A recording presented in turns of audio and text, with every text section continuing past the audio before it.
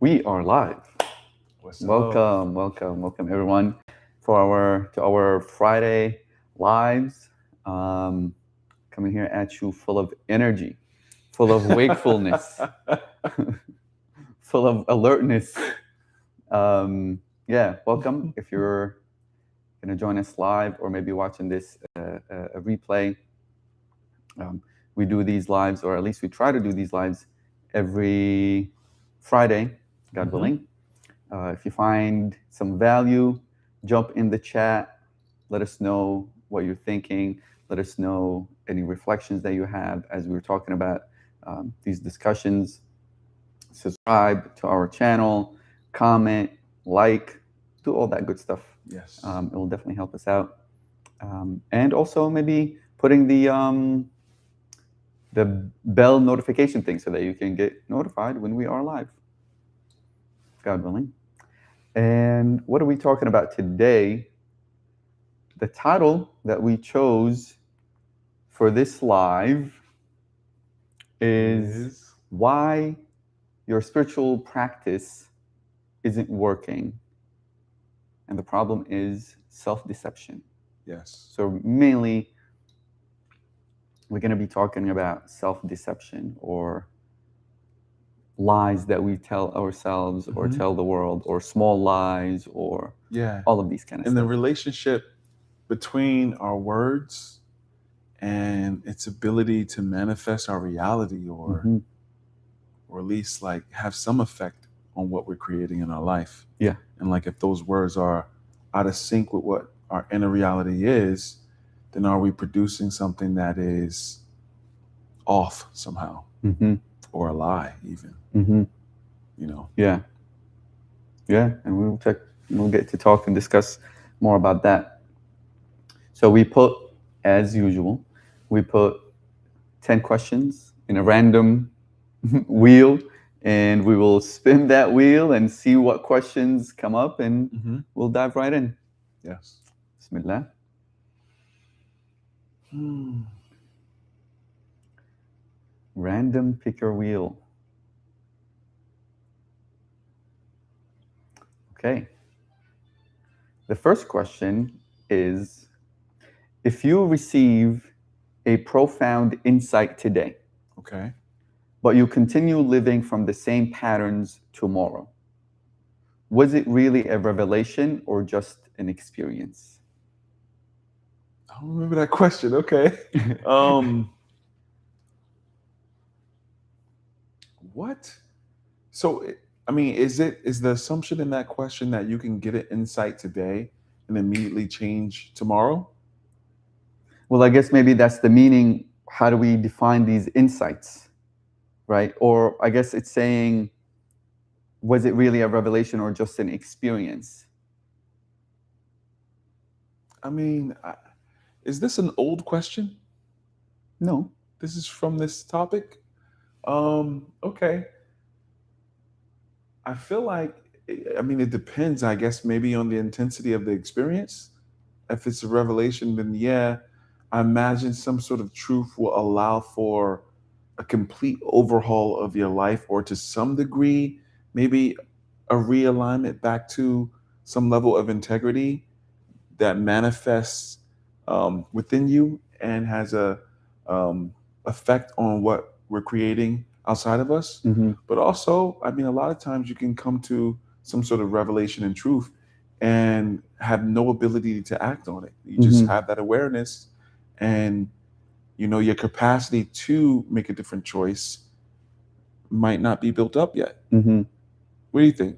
Yeah, I think this is kind of a discussion that we spoke about yesterday, about having the body catch up, Yes. right? Like Yes. having the body catch up to that insight. Now, the thing is, it's like, what is insight or what is revelation, right? Hmm. And I guess within this topic, is insight like seeing clearly, right? Like when somebody says, "Oh, I had an insight," that means Yeah. like I saw something clearly Hmm. maybe for the first time, Hmm. or that maybe then okay, we can use the word revelation in that Hmm. sense, right? So seeing truth for the first time within, let's say, whatever context. Uh-huh.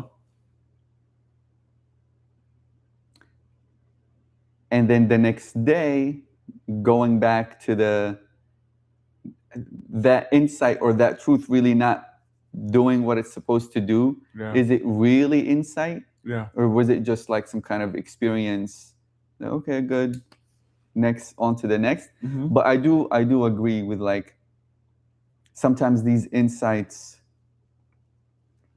it takes time for the body. Like it probably would need multiple insights Mm-hmm. in order for that pattern to change next day or tomorrow. Yeah. Yeah. Yeah, Where it's not like, I guess maybe sometimes, it can happen one and done, where it's something so, dramatic or so drastic exactly. that boom, like it just Mhm. completely paradigm shift. Yeah. Yeah. And everything after that is never the same. Yeah, I agree. No pattern, not repeating the same pattern at all. And Yeah. which I guess maybe that's why I use the word revelation in that Yeah. sense. I do think too that, like, maybe an insight or revelation, similar to a lie in this effect, is like a seed that's planted inside of you, Mm-hmm. and it's growing, Mm-hmm. and there is certain outcomes in your life because this seed of insight, this seed of revelation, this seed of a lie, is growing, and because of that, it will have different impacts in your life over time as it's Mm-hmm. growing. Mm-hmm. Probably you'll begin to see the fruits of that impact of that seed of insight or revelation or lie in your life as you move through life. Mm-hmm. Mm-hmm. And so I guess an insight or revelation would bring you back towards alignment and truth, whereas a lie may take you further and further away from your own inner truth. Mm-hmm. And they're both operating in the same way, meaning like little by little. If it's like if it comes in like that as like a seed, like someone plants a seed of deception, or plants a seed of insight. Yeah, maybe it's little by little, right? Like, but if it's like you said, like if it come in like a comet, then it's the whole is world changing, is world shattering, everything everywhere all even, at once. Yeah, even a lie is like that. Yeah. What's the relationship between those two things? I don't know, because I guess they're all pointing to perception and awareness and how we relate to ourself, our word, and our life. Yeah. Well, that's the thing, is like, even when we tell ourselves that we had an experience of an insight, what are we really telling ourselves? Right? Because even in that, like, are we meeting that honestly? Yeah. Are we? That's the thing that sometimes is really interesting, where it's like everything can be a buildup until a moment where it's no longer a buildup. Like, and kind of like boiling water, or what you dropped on yourself. You looked at me like, not boiling. yeah, it's hot water. You're good. Boiling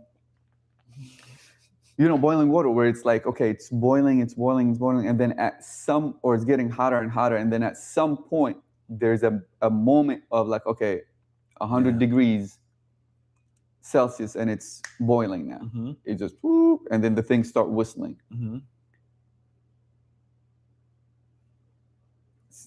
Sometimes it's like that, or I guess most of the time it's like that, where like we would need insights over and over and over and over again, until the threshold of that insight, or until that seed of that insight is growing in such a way where now tomorrow the pattern is, or beyond that point, the pattern is no longer. Yeah. Right? Now I can see how that frame can be some sort of self-deception, Mm-hmm. right? Of like, oh, like one can see that view. It's like, okay, I'm just, you know, I haven't caught up yet. Reality haven't caught up yet. My Mm-hmm. body hasn't caught up. It's just taking its time. Yeah. You know what I'm saying? Like dilly-dallying. Mm-hmm. Oh, okay, it's just there's the seed that's just growing, Mm-hmm. but they might know that that decision of changing that pattern, Mm-hmm. it's already there Yeah. and it's just being missed, Mm-hmm. So it's like that's the thing about self-deception in that way, where even profound insights can turn into a snooze button or can turn into a sleeping Yeah. pill, Yeah. like metaphorically. Yeah. I think about that. That makes me think, if we like, what exactly is self-deception? Mm-hmm. Right? Like, and when are we doing it? I guess each one will have to figure out what that is themselves, right? Mm-hmm. But like, certain things come up for me when I think about self-deception, right? Mm-hmm. Like, is my idea of myself different when I'm sleepy as opposed to when I'm wide awake? Mm-hmm. Are my truths different? Yeah. Is my awareness of self different? And with that difference, do I make choices differently? Mm-hmm. Like, when I look back on myself and say and consider like what is true honesty and what is true deception, sometimes it's just not black and white. Yeah. You know what I mean? Yeah.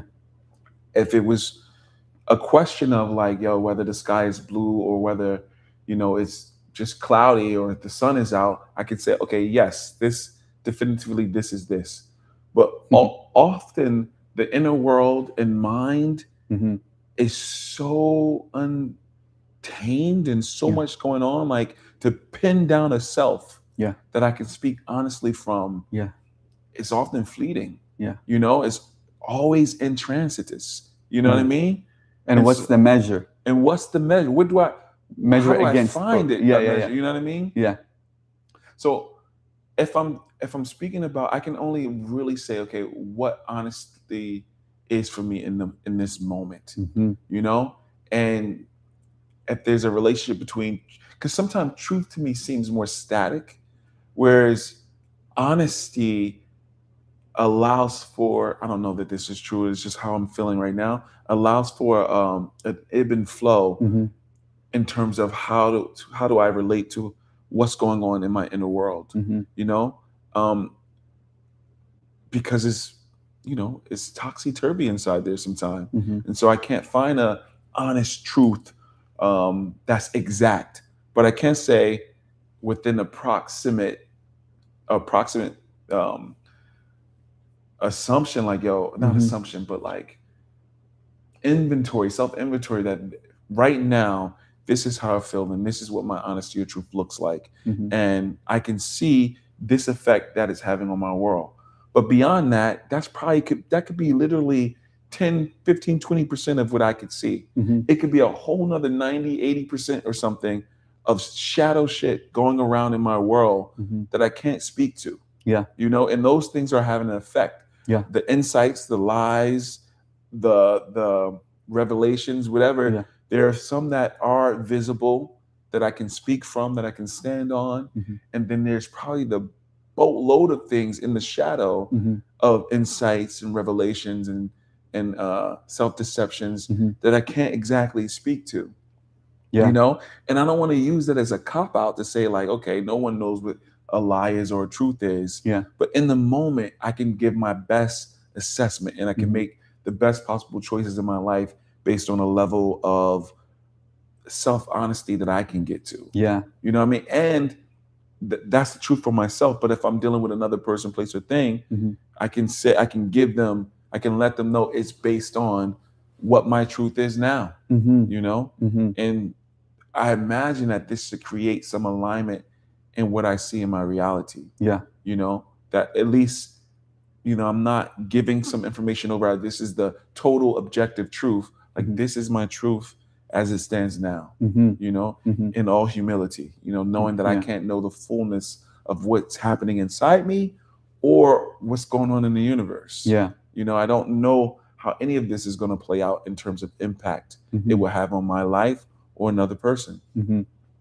I You agree. know, I don't know Yeah. if this is going way beyond the question. No, I mean it's no, it's with it, right? Because Hmm. it's talking about um, the patterns and the insights that we're getting, and Hmm. whether when do these patterns actually change. But to Hmm. know,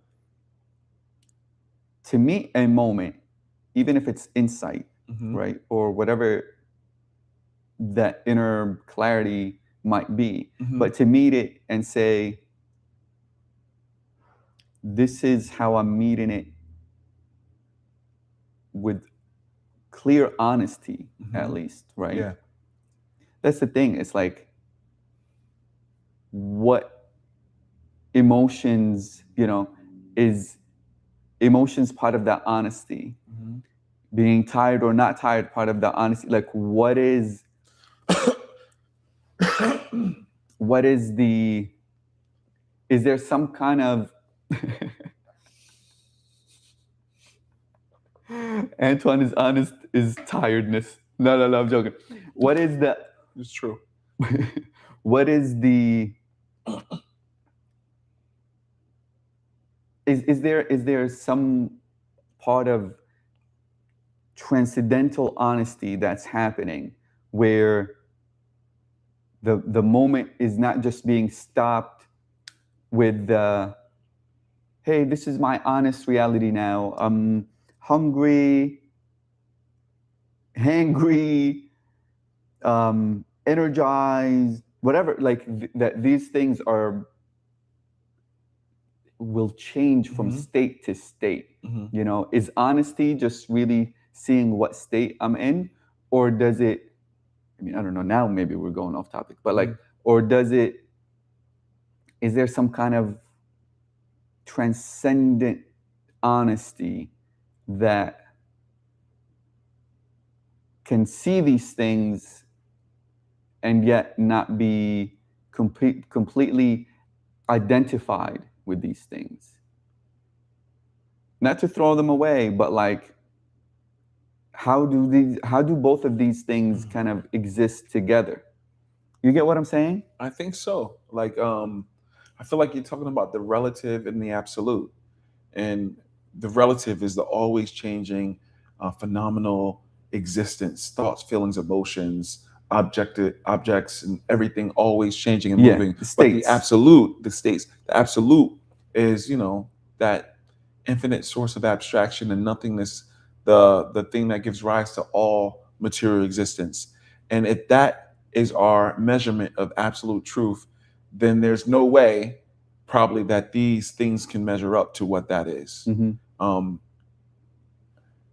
and yet, I think that this truth can give some sort of like enlightenment to these thoughts, feelings, emotions, some symmetry to it that makes it more reflective of this absolute truth of honesty or Hmm. honesty. Hmm. Um, but I think living inside this always changing, phenomenal existence with different states happening at all times, Hmm. I think there always have to be a return to integrity, a return to honesty, a return to truth, Hmm. because I think there will always probably in the relative existence be a drift away from it, and that I think that is because things are always changing, things are Hmm. always moving. Hmm. You know what I mean?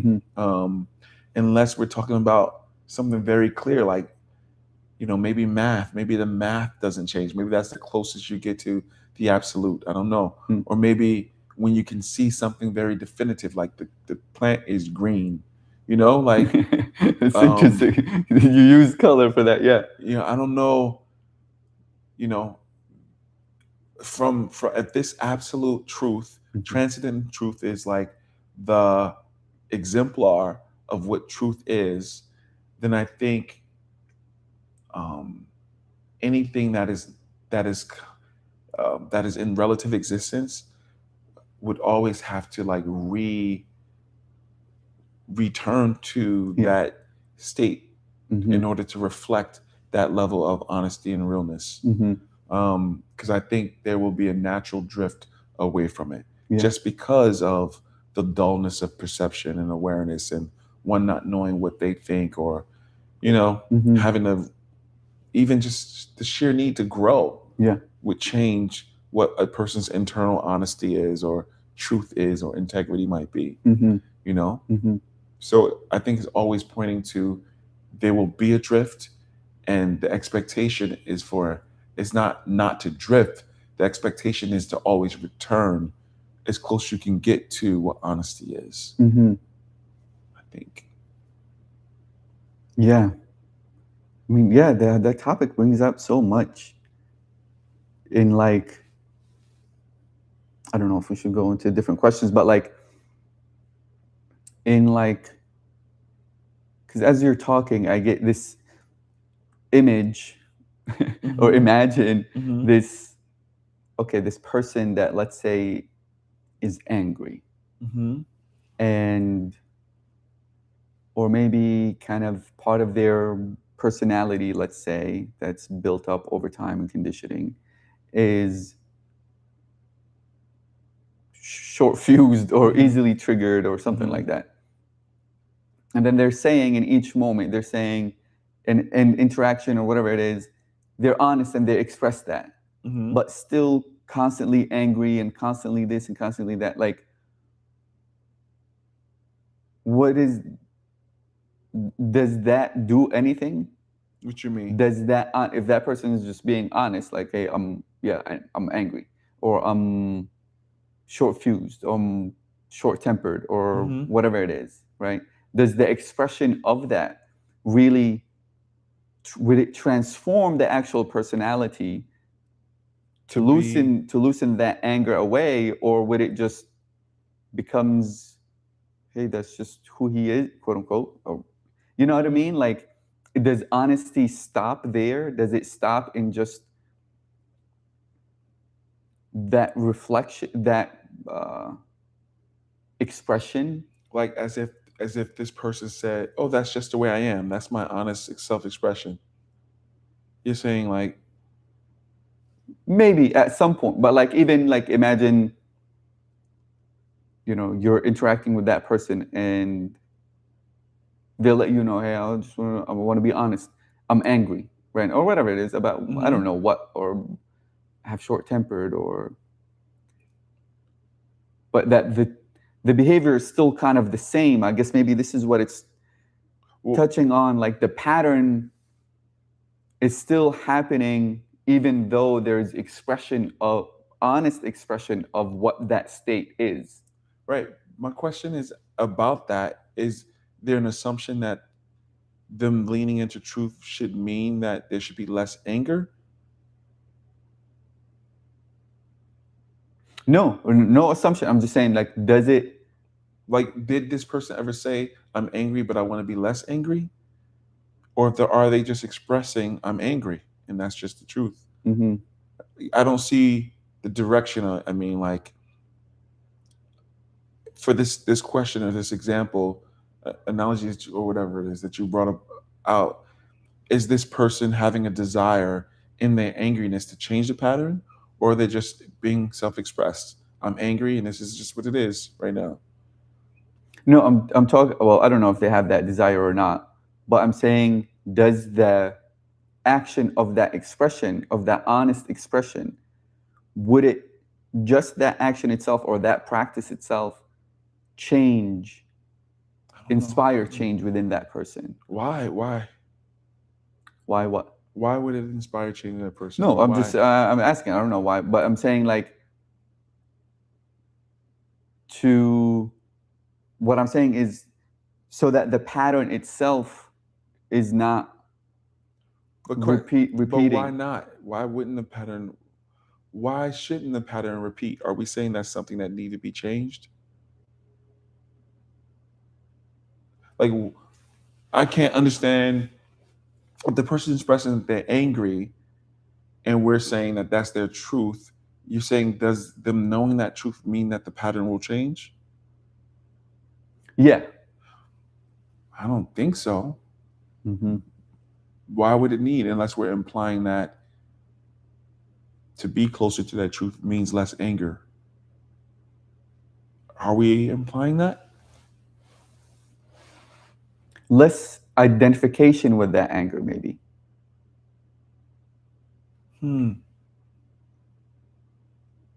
Right? Like that's what I'm saying. Like the practice of honesty, as kind of, I guess, maybe in the way that we're talking about it, or maybe this question is saying, having that insight, would the pattern Mm, change or not? Or does it, I guess what you're saying is it probably would require another kind of desire that says, well, I don't want to be angry all the time. yeah, I don't want to be angry That's all what the I time. think. Yeah. Yeah. Like, because the anger is not in my book inherently wrong, you know. Right. If it's their self-expression, it's their self-expression.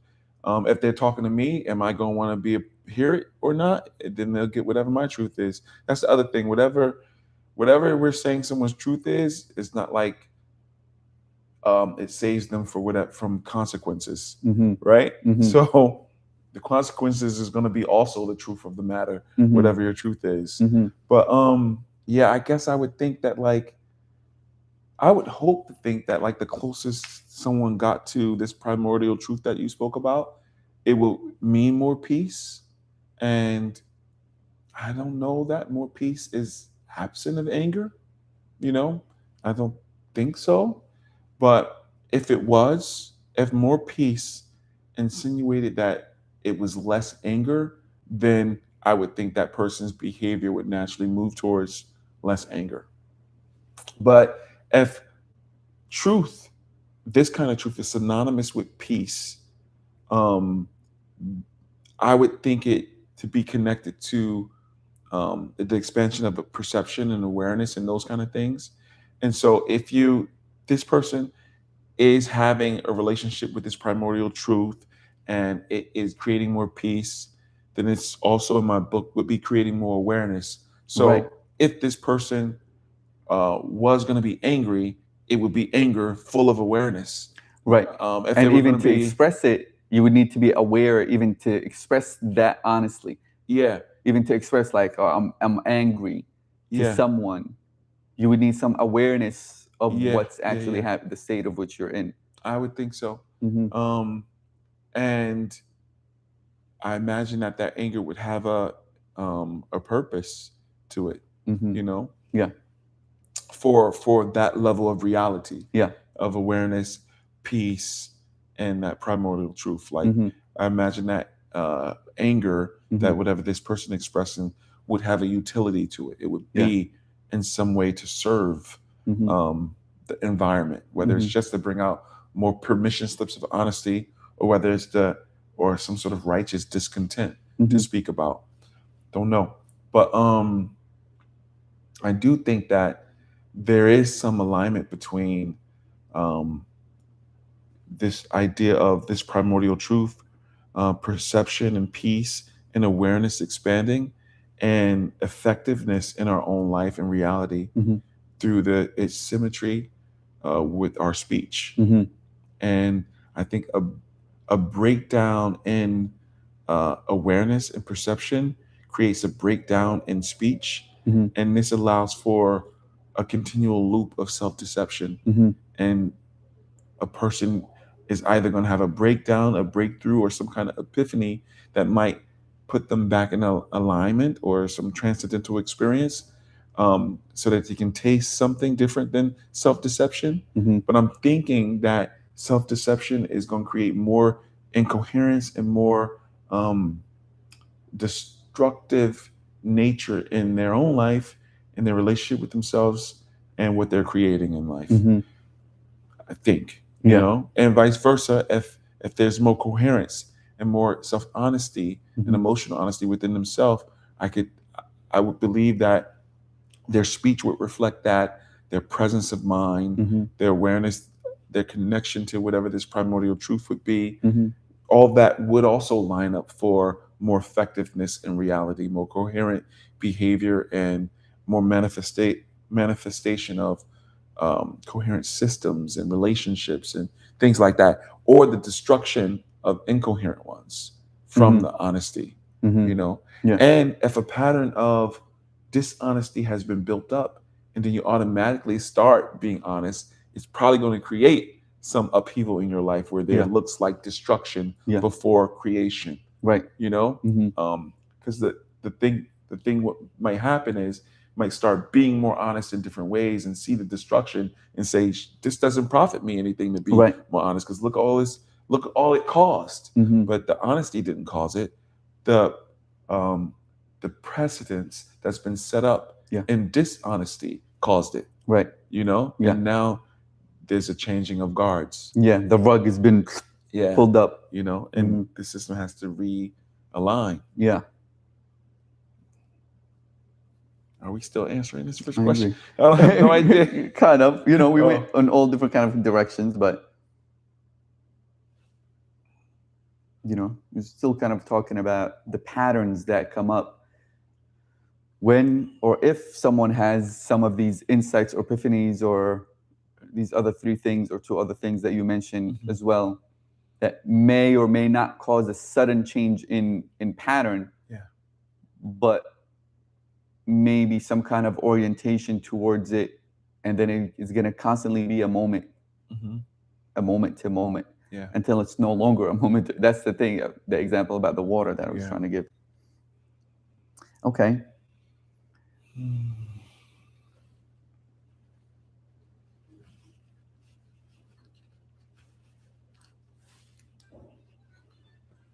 Okay. This question is saying, how much of your energy or your creative energy is consumed by imagined scenarios instead of aligned action? God dang.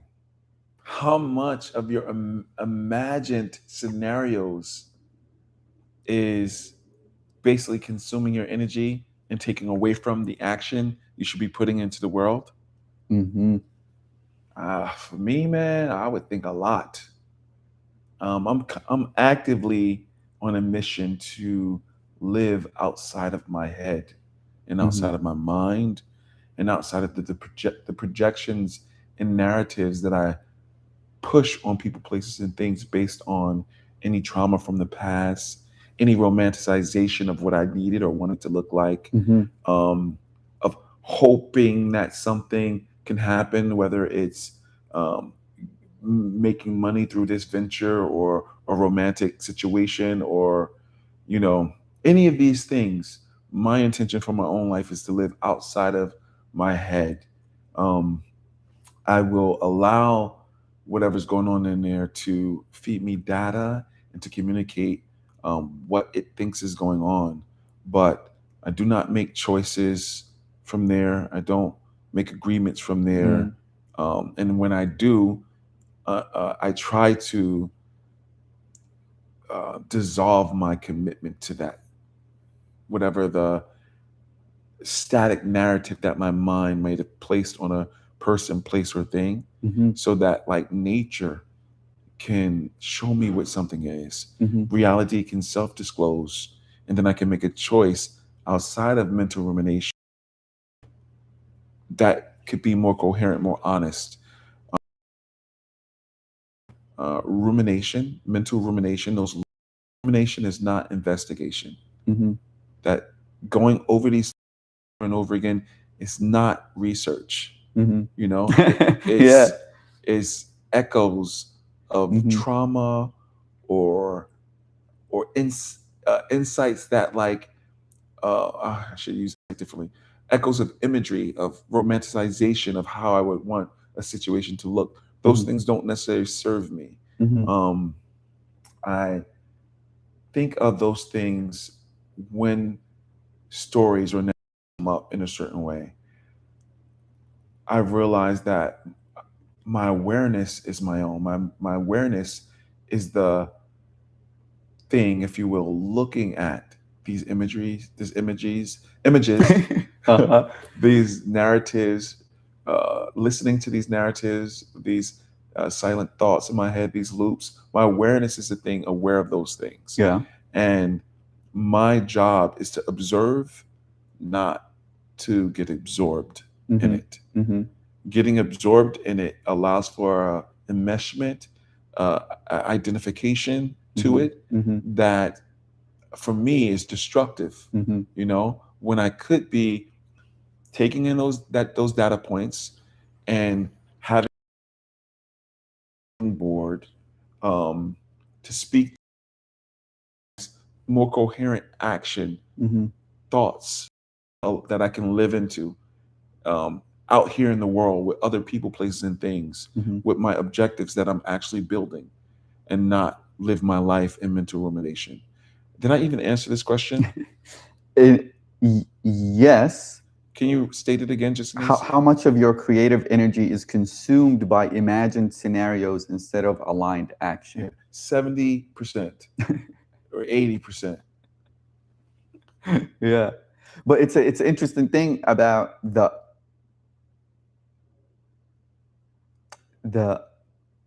where honesty fits in this question, Mm-hmm. right? Consumed by imagined scenario. Imagine imagine having wild imagination or Mm-hmm. vivid imagination. Imagine, yes.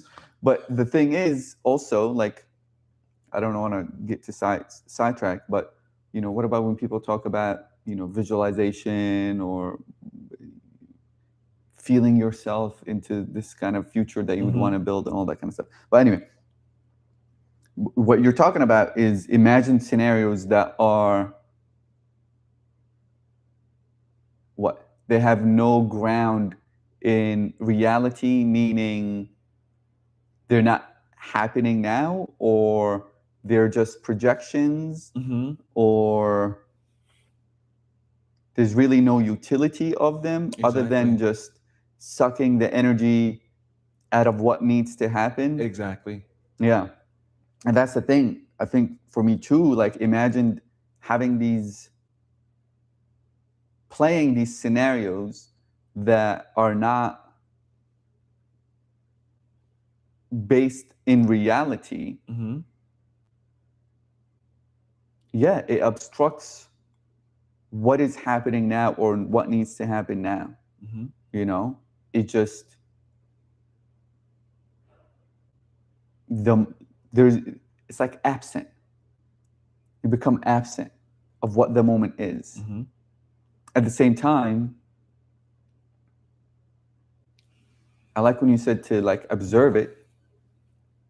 Just even the fact of creating distance from these thoughts Mm-hmm. and to observe it rather than getting stuck in that loop and telling your body, because this is what happens, Mm-hmm. is that your mind is telling your body this is the real situation. Yeah. Your body doesn't know the difference. Mm-hmm. It doesn't know what's true, what the mind is making up and what it's Mm-hmm. not, right? So this is the interesting thing for me, that's like these connections between, okay, observing what is happening on a body level, Mm-hmm. on a sensational level, what is happening on an emotional level, Mm-hmm. and how these two things are feeding the mind or vice versa, Mm-hmm.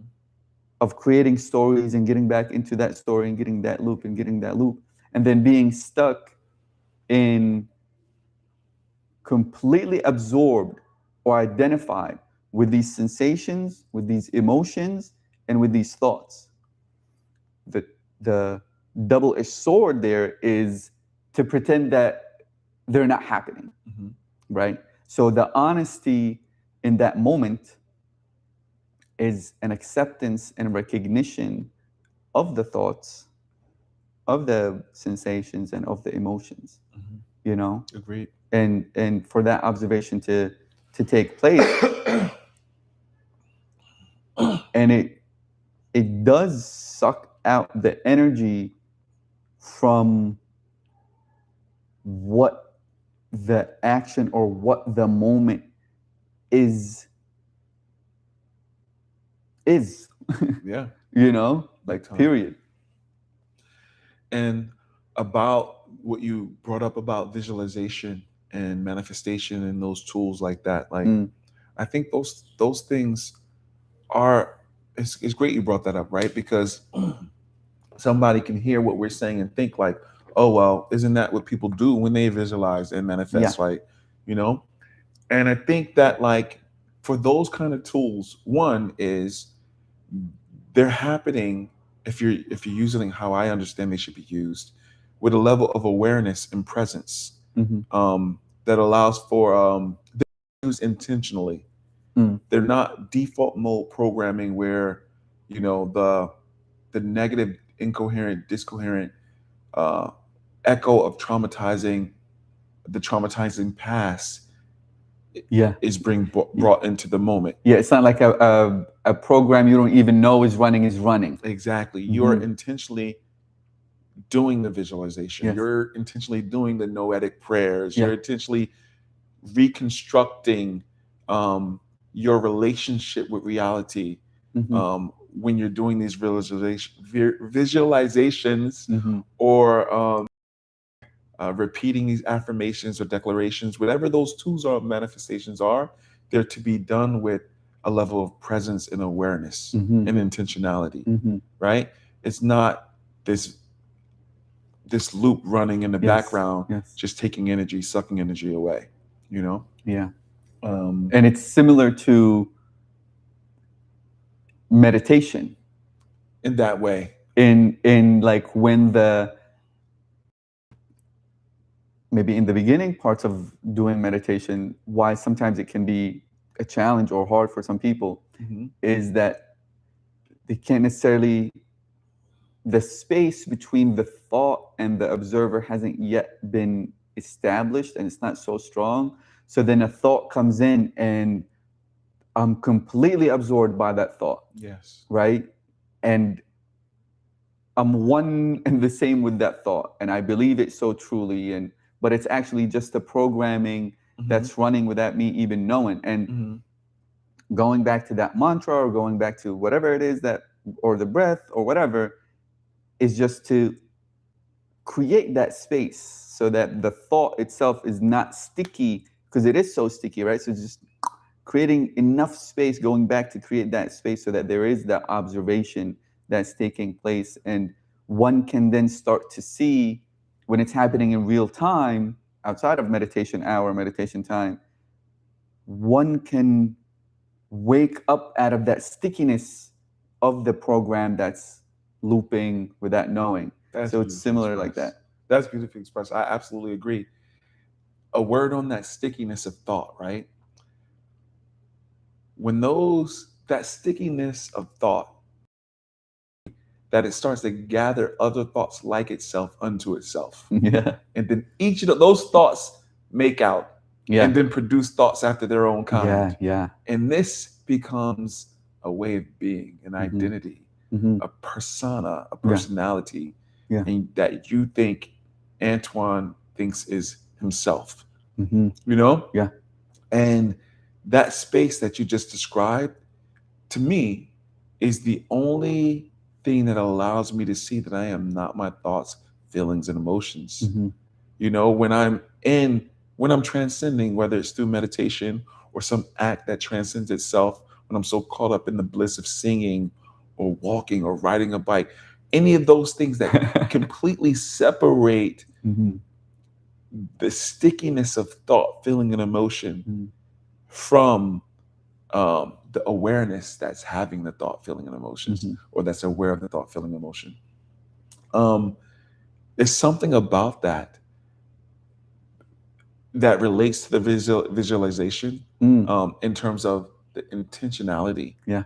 Because when there's enough gap, you can then approach those thoughts that we're producing at their own kind and reconstruct them to be sticky to thoughts that are positive, that are Right. coherent, that are then producing after their own kind, Mm-hmm. that creates yet another persona that is more open to that awareness.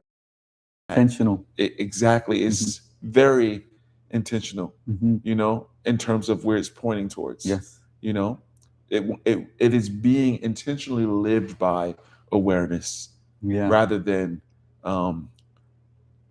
completely ignoring awareness and being so attached Yes. Yes. unto Yes. itself that it creates more destruction in the environment Mhm. and more disassociation Mhm. from its deepest sense of self. Yeah.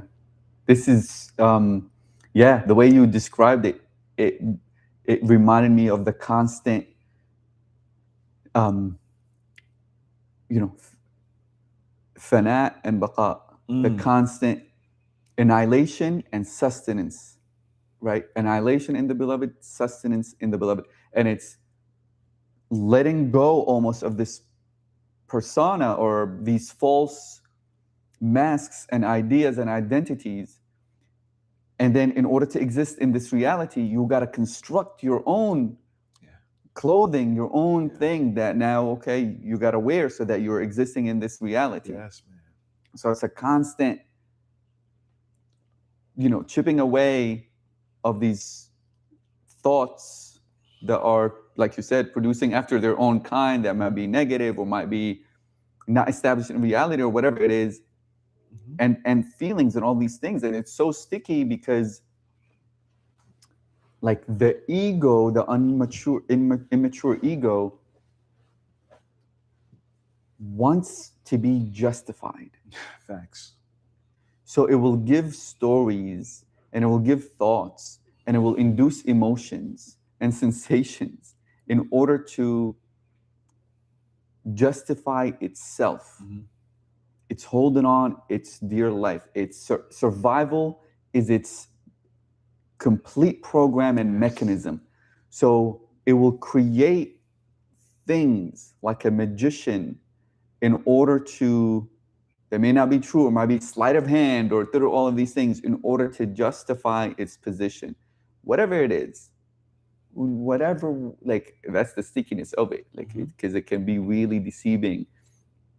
I think one of the questions I remember when we put in it talking about like virtuous and stuff like that. Mhm. So it can be really deceiving in how it can justify its position, Mhm.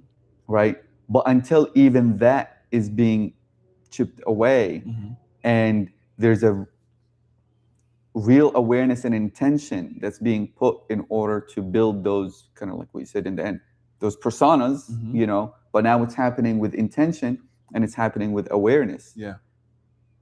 in order to subside, in order to exist Mhm. here, in order to be in relation. Mhm. But now it may be, or hopefully it reflects a truer version or a version that is oriented to that absolute truth, as you're saying, or Mhm. that primordial truth, let's call Exactly. it. Um, yeah, Mhm. yeah. Beautifully expressed, bro. Thank you. Likewise.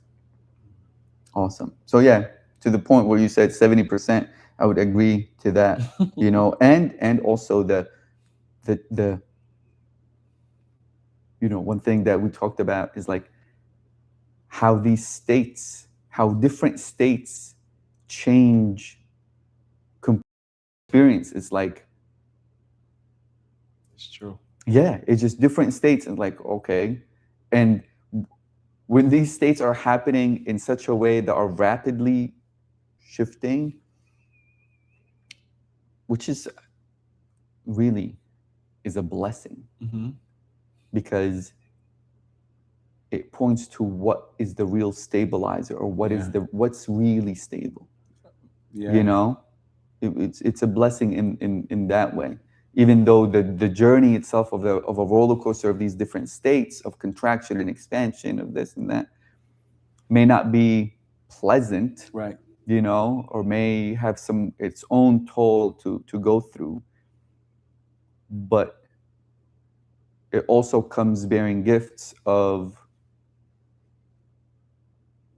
now what at what ground these things are going up and down. Exactly.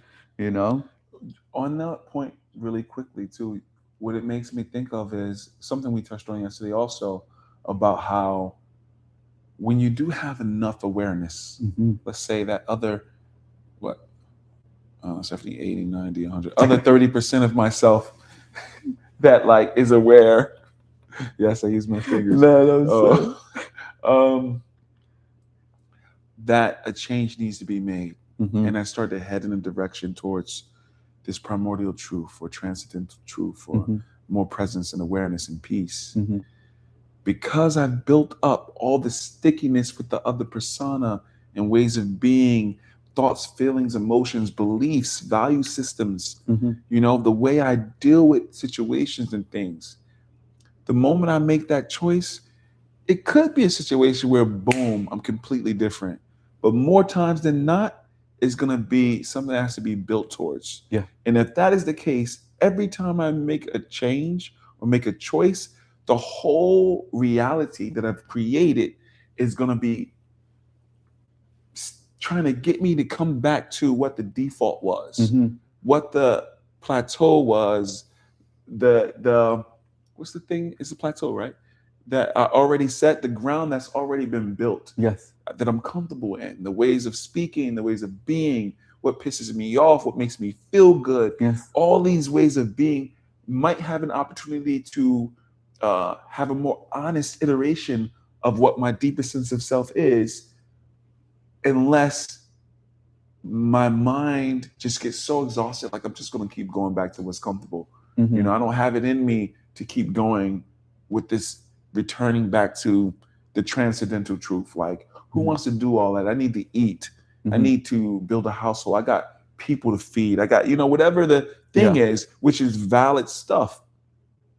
And yet, that work, if one wants to keep going in the direction of whatever their real truth is, has to be done alongside of every other important work that's being done. Mm-hmm. You know what I mean? Yeah. The from the point I'm trying to bring across here is that that reality that already had been set in motion is sticky, but it is not permanent. Yeah. You know, Yeah.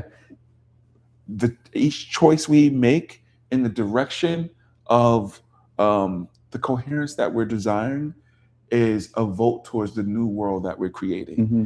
And each of those votes in that new world is built on um, a new neurological pathway Mm-hmm. that's being voted for in our internal hardware of Mm-hmm. our nervous system, of our brain. Mm-hmm. And each time we make that choice, that groove is set a little bit deeper, a little bit clearer for a new reality to come through that pathway, Mm-hmm. a new world through that pathway. Mm-hmm. When that choice is made, the other world that has its own neural network of makeup, of values, belief system choices, the architecture of what my life is now Yeah. or was previously, Yeah. is being pruned every time I make a choice in the other direction. Mm-hmm. And this other neural network of pathways are growing. So now this new reality, it can't just exist in abstract void. The physiology, the nervous system has to have structures and pathways for this new architecture to sit in. Mm-hmm. There's a correlation between um, this new architecture and neurological correlates of consciousness. Mm-hmm. There is a relationship, to the way my brain works and the things that have been set up and the reality that I'm existing in, that I'm Yeah. creating. Yeah. And it's always talking to one another. Yep. Yep. Yeah. That's awesome because you bringing that idea of these realities or these worlds or neural network, whatever, all this kind of stuff, having its own gravity. This is the phrase that when we were talking yesterday, what you were looking for, the phrase is escape velocity. Ah, yes. Escape velocity. And Yes. interesting. The reason why I remembered it is because a video popped up yesterday for me talking about this fact, which I think applies here in some kind of analogy, which is interesting. The fact is, the energy within the sun, right? The gravity of the sun is insane, right? It's a lot. The energy within the sun, the photons from the core of the sun, to come out, right? So they're the core right here in order to go to the pretty much the circumference, I guess, or the corona as they call it, maybe. Takes 10 to 100 million years. Wow. 10 to 100 million years. And then it takes 8.5 minutes to reach Earth. Wow. Right? So this light right now that we're able to see each other through, that we're able to exist, that we're able to feel the warmth, that we're able to sustain Earth Mm-hmm. in its way. Number one, it's 8.5 minutes ago. Mm-hmm. And number two, it's 10 to 100 million years old. Oh, that's phenomenal insight right there. So using that as a analogy, I guess, or metaphor of this, in order to go outside of this escape velocity for the photon to be be spit out, in that way it needs to travel at the speed of light. Yeah. And for the sun to be the size that it is, everything, all of these things had to be with the creator's kiss. You know what I mean? And it took that long. And then once it's out, what is 8.5 minutes to 10 to 100 million years? Exactly.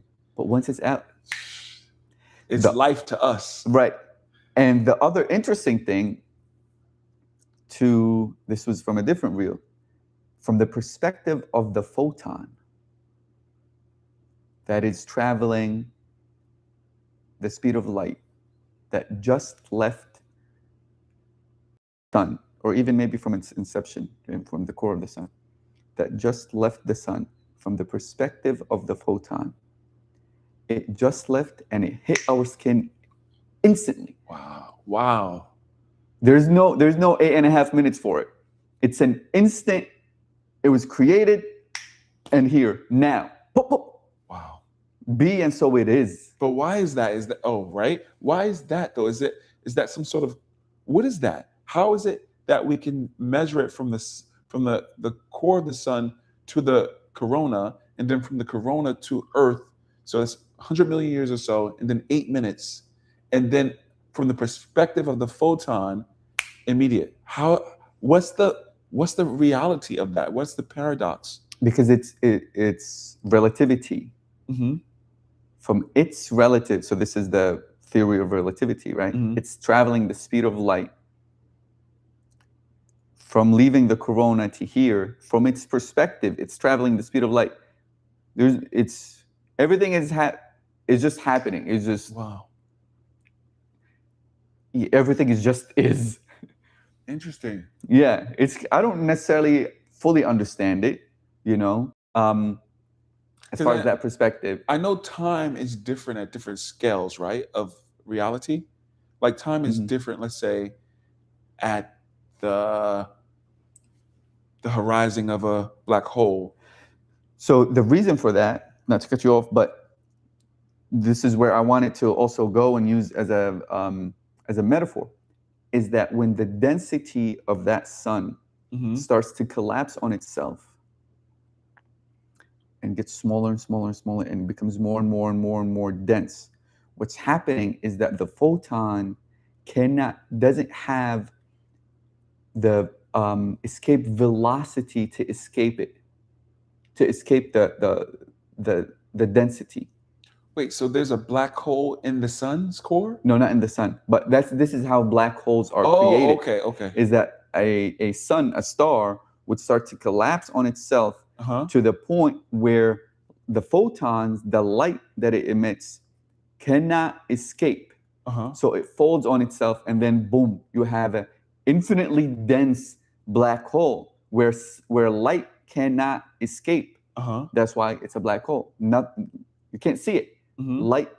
You can only see light rushing into it. Right. You can see the horizon, or not the horizon. Is that what they call it? The horizon. The horizon. I think so. Event horizon or something like that. I don't really know, but I'm using these physical facts, I guess, as a metaphor to the density of these thoughts.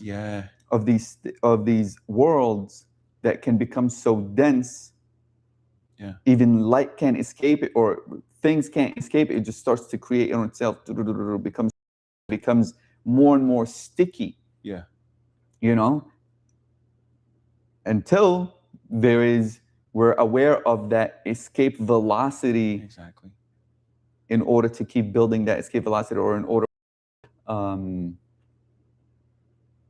reality to be illuminated in a different way, Yeah. for us to see it in a different way, right? That things need to continuously happen that doesn't let this density of idea persona to Exactly. collapse and it just become more and more and more and more rigid. And this is why, you know, a lot of people or a lot of teachers would say the work gets harder and harder as you Mhm. age. Mhm. You know, it's because these things become crystallized so Yeah. much that the escape velocity out of that paradigm Exactly. becomes very, very tough. Yeah. Not that it's impossible, but it just becomes, Mhm. you know, or until a supernova, where it doesn't become a black hole, but it actually Yeah. explodes, and now Mhm. it's a whole new. Now it gives life. Mhm. You know. Yeah, this is a great analogy in terms of like these thoughts, feelings, narratives, personas solidifying or refining. Um, Certain traditions say, oh, they want to kill the ego. Other traditions speak to it as if refining and maturing the. All of it is pointing at the same thing. The awareness is what's behind this persona. Yeah.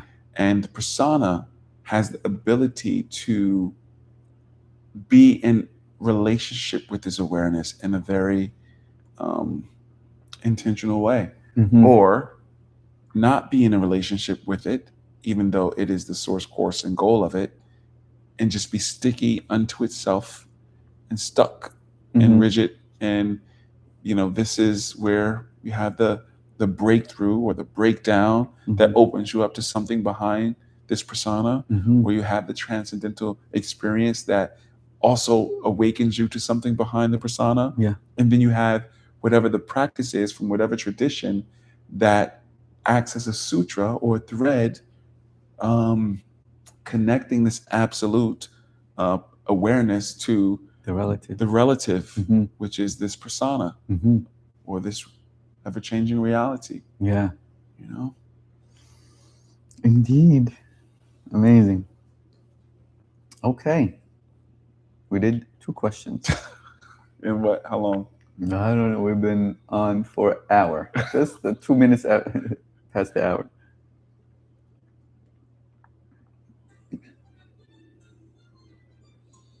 Okay. This is you pretty much literally just touched on this. Mhm. This question is, what practices actually help restore alignment between what you know, what you say, and how you live? Yeah, I think we just spoke on that in terms of transcendental experience and practices that we don't want to call a practice, which is having a breakdown or a breakthrough. You know what I mean? But sometimes that's a practice. That's been a practice for me in the past. Yeah. Having a breakdown or a breakthrough. Thank God, a breakthrough. Mhm. But now, I use transcendental experiences and I use water fasting and I use journaling. Maybe this would be a good place to talk about muhasaba, which I'll let you lead the charge on that. Yeah. Yeah, I think that's the thing. It's like, and maybe we talked about it in other conversations, and also in the 7-day self-reckoning challenge that we did last week, that these practices do not exist in a vacuum, right? To try to isolate, practices of transcendence like TM, let's say, or, meditation, whatever form of meditation, or dhikr, or these muraqaba, Water fasting, breath work. all these things are working together in unison, hopefully, right? And then life, whatever life is given us, which is what you're saying, like breakdown or breakthrough or the moments, right?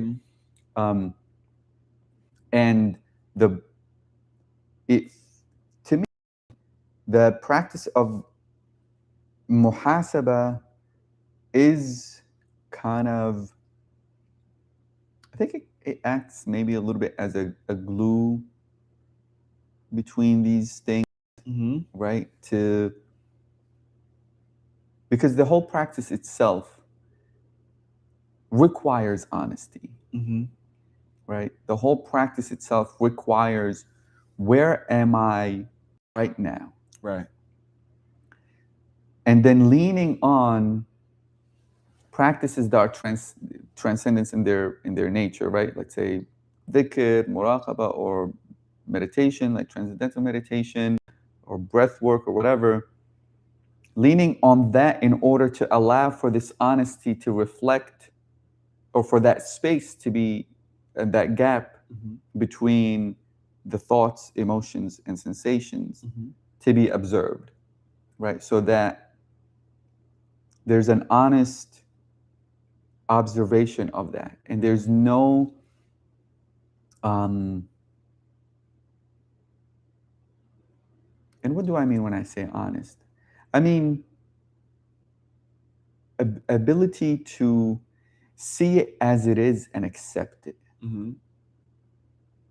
Like, no need to rush out of it, Mm-hmm. and no pretending that it doesn't exist, and no pretending of an intention that is not an honest intention, Mm-hmm. to that allowed for these things to come up from the first place. An honest way to see what causes produced this effect, what seeds produced this fruit. Yeah.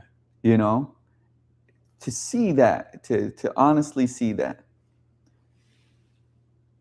But in order to do that with that honesty, that gap must be in place, because otherwise one would be completely identified with the thought and the feeling and the emotion and the sensation, that it becomes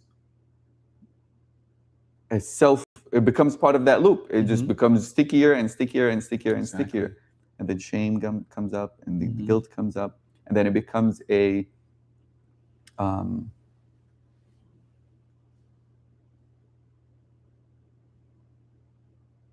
it becomes maybe self-improvement Mm-hmm. in a sense, with it becomes self-deception. Yeah. Yeah. I think that, like, without transcendence, whatever your vehicle for transcendence is, spirituality becomes another sticky persona. Right. But with transcendence, whatever that is, spirituality, the persona of spirituality becomes malleable.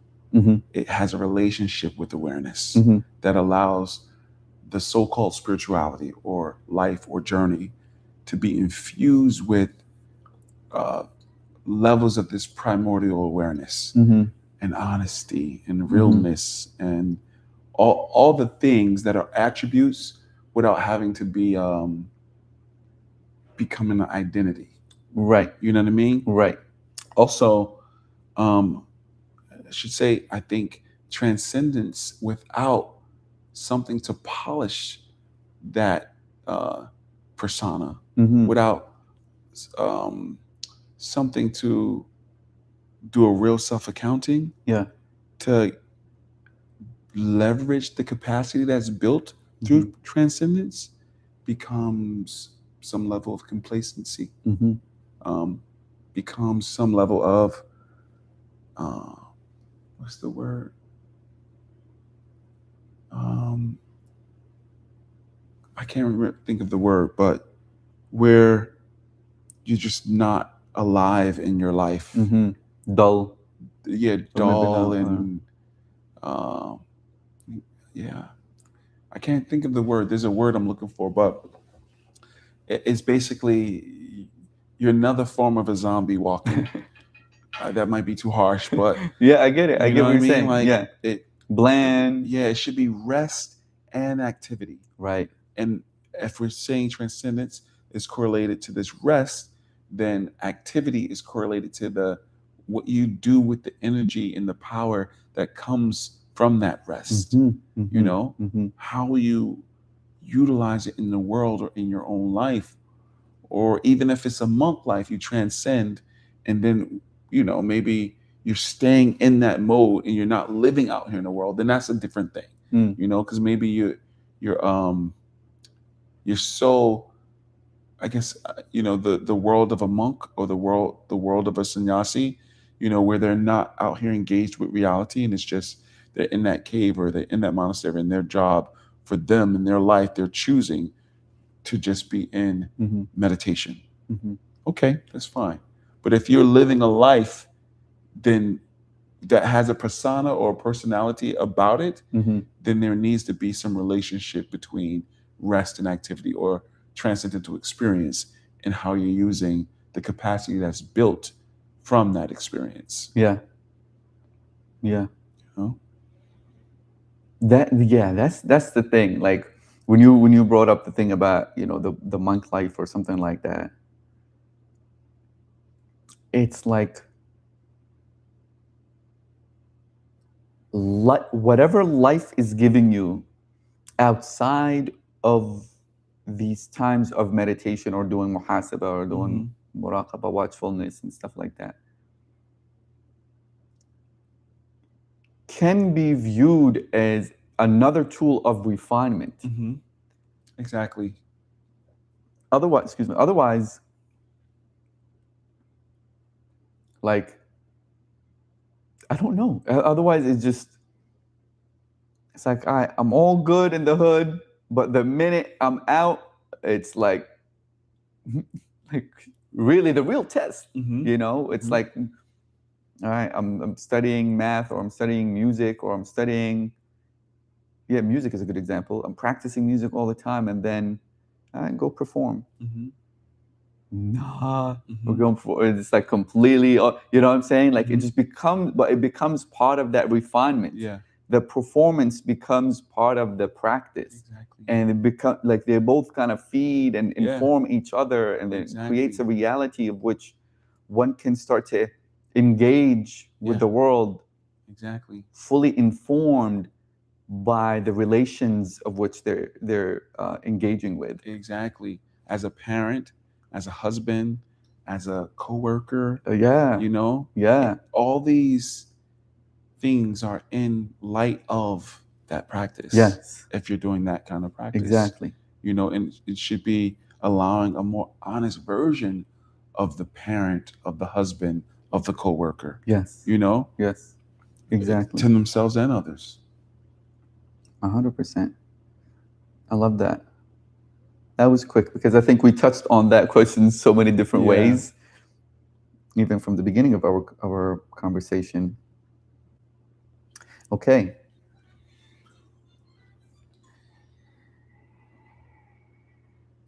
Now, okay, talking about these practices, what happens when your speech, your intentions, and your actions stop pointing in the same direction?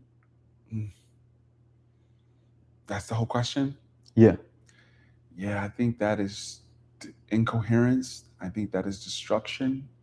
I think that is uh, disillusionment. I think that is Division. isolation, disillusionment, And division, like inner division. division. Oh yeah, yeah, inner division. I think that is uh, a solidification of those sticky thoughts, also, because it's just those and not everything else. It's not really considering, other things. Um, yeah, I think when that is not aligned, it's a disservice to my life, my reality, what I can contribute in reality. Um, I think that I don't need to shame or judge it, because I think that the the fragmentation and the coming back to wholeness is also hardwired in this reality. I think the only thing that's wholeness is wholeness itself. And so anything that is not this primordial wholeness constantly has to recognize or remember, return to alignment. And so it's not that fragmentation or disalignment or unalignment is an enemy, Mm-hmm. the lack of return to wholeness, if there's an enemy, could be viewed as the enemy. Mm-hmm. Mm-hmm. Wow. Yeah, that made me. Your last line made me think of the first. What is it called? The first gate on the path, Mm-hmm. right? As um, the Sufis would say, and that first gate is return. Mm-hmm. It's like the first, or even in our Self-reckoning. challenge, right? You put in there that concept, the Sufi concept of tawbah, Mm-hmm. return, Yeah. and it's that is the first gate, and probably not only, it's not like in a linear sense, but Mm-hmm. it's the gate that constantly needs to be revisited or walked through over and over and over and over and over again, Yeah. to boom, return, return, return, when there's that this memberment, or this uh, or division, or these Mm-hmm. things Yeah. that are not in coherence, or that are in well, whatever, The what? right? And they're not coherent, Oh. right? And that return, or putting the orientation towards that wholeness, Mm-hmm. between the speech, what did it say? The speech, the conduct, the speech, the intention, and the actions. And that's where the honesty is in that too, right? Yeah. Because it's the honesty is showing up in all these three ways: in speech and in intention too, which is, I think that's the hardest one. Mm-hmm. At least for me, that's like that, because it's so subtle, Mm-hmm. and it's like a seed. Mm-hmm. It's only a seed. Not only a seed, but it's like really is within the core, Yeah. right? So it's the easiest to deceive, or to be deceived by whatever the immature ego wants it to be. Yeah. And it says it's something when it's something else. Mm-hmm. But there's no way of knowing, because it's kind of so, if you can't really see it fully, or you're not allowing yourself to see it fully, or be honest of whatever it is, Mm-hmm. then it can shift into different, things that will be justifying the speech, or justifying the action. So having that return to remember, or return, or again, constantly, and it's like a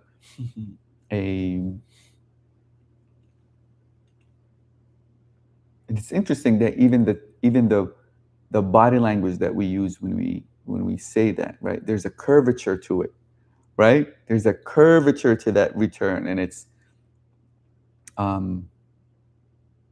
yeah, that's interesting. That curvature, right? Yeah. Because it does give this feeling of being encompassed, being embraced, Yeah. Oh yeah. right? That's the whole, remembrance. Remembrance. That's the whole thing. It's like getting back to that wholeness, and meeting it honestly, and having that honest first step, Mm-hmm. or the honest, or standing on honest ground, or the honest first step that says, okay, I return. Yeah, man. That's it makes me think of one of my favorite verses in the Vedas. Curving back on myself, I create again and again. Mm-hmm.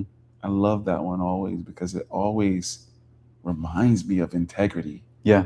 Like big I integrity. Mm-hmm. Self-expression, big S self. Mm-hmm. Mm-hmm. Authenticity, big A authenticity. Mm-hmm. And that those things are like the primordial truth of that's the real of the real, then everything that I'm creating is about alignment with that. Everything is coming back to that. Everything in this persona that I'm intentionally wearing, Mm-hmm. or trying to intentionally wear, is about that relationship Yeah. between, this infinite primordial state of being that is the source, course, and goal of absolutely everything, Yeah. and its alignment, its relationship with what I'm manifesting, what I'm creating, you Mm-hmm. know? And I think the truth of my speech and my actions and my intention is the thread Mm. that, um, ties these two things Yeah. together, Yeah. or this one thing, Yeah. but from that perspective, it's all wholeness moving within itself. So even the fragmentation of my intention, my thoughts, and my speech or actions, they're temporary. Right. It's just about the relationship to my awareness. Yes. There's a ground of which holds these three things Hmm. that seem to be or present Hmm. as divided, Hmm. and it's that in itself is an illusion, and the an honest gaze or an honest look sees through that illusion Hmm. to the ground of which these things are sitting on. Yeah. So it shows what the clear intention is, Hmm. or of which the seed of which that whatever illusion intention I'm seeing. Hmm. And it shows what the clearer action is and what the clearer speech is. Yeah. And it sees that gaze sees through the facade, sees through the smoking mirrors, sees through all of that. It's almost like night vision. It's almost like, you know what I mean? Hmm. Boom, or X-ray or whatever Yeah. it is. It's like it Yeah. sees through all of that. Yeah. Um, and like you said, no problem when it comes back here online to, for the smoke to be in there and Yeah. whatever it is, but no judgment. But now there's a sense, there's a feeling of what the orientation is going to be like, Exactly. and there's a direction towards that. So the return is a return towards that clarity, towards that Yeah. um, that clearer ground that presented itself. That there's a deeper sense of knowing Hmm. that at least that is truer than the illusion that I thought. Facts. At least it's Yeah. truer than that. It might not be the most absolute truth, Hmm. right? But at least it's a truer version Right. of what these things that I thought or believed to be. And then Exactly. going towards that. And then maybe from that, there's a clearer seeing or something that happened. And then it just shows itself. It just guides, Hmm. but to return to it, that's why it's part of that, part of the course or part of the challenge, to return constantly. Just return. Exactly. Mm-mm-mm. Yeah.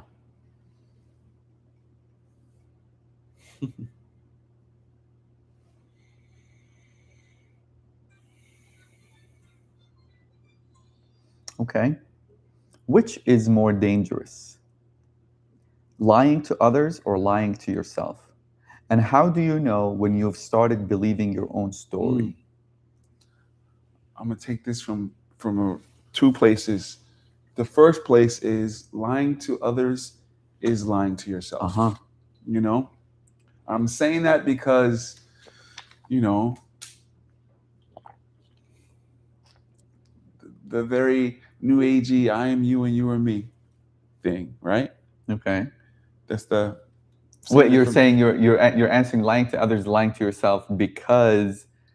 at some level you are me. Oh, okay, okay, You know okay. what I mean? A very transcendental level. Yes, You yes, know what I yes. mean? But Yeah. like, to lie to you, I'm like lying in the mirror. Mm-hmm. So I'm lying to myself, to whomever it is, right? So now with that said, I do believe lying to myself is worse than lying to another person. Mm-hmm. And I know that's contradictory, but you know, there is something about, I don't know how to describe this. I think when I think of lying, it implies intent of deception. Mm. So in that way, I'm not really speaking about when I say this. The lying that I'm talking about that is worse to myself is when I am being so avoidant that I'm not willing to look at what's really true for me. Mm-hmm. I'm willing to operate at the default of whatever the social conditioning is. Um, and so I may not be intentionally lying to myself, but I'm lying to myself because I'm avoiding Yeah. doing a real self reflection or self inventory. Yeah. And in that way, it's worse than lying to anyone else. Uh-huh. Um, I don't know that I can intentionally lie to myself, like intentionally be deception, like have intentional self deception to myself. I don't know if I would call it a lie Mm. because I know the truth. Mm. Even if I'm trying to convince myself of something else, Mm-hmm. that becomes a different thing than me lying to myself.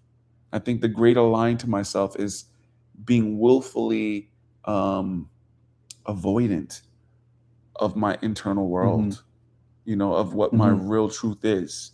Because once you see it and you know it, how would I lie to myself? If anything, I'm trying to force myself to believe or behave or do a certain thing. Yeah. And to me, that's a different thing than lying. Maybe how it looks on the outside is lying to myself, but I know what the truth is. I don't know. It gets a bit murky here. Yeah. What do you It what do you hear? What do you see? yeah. I do agree with the first point that you gave, that lying to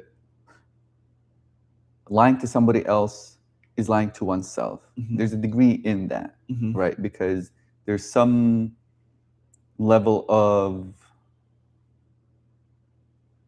knowing, maybe. I think this is what you're saying. Like, in order for it to happen, then that lie would have Mhm. had to be inside anyway. You know what I mean? Mhm. Like, I guess in that Yeah. kind of way. But yes, to the second point of the question, or to what you're saying, that lying to myself, okay, maybe internally I don't hear that intention of trying to deceive myself, Mhm. that's where it becomes murky and more challenging and more Mhm. dangerous, I guess, as the question is, you know, kind of assuming or implying, because the ego justifies it. Mhm.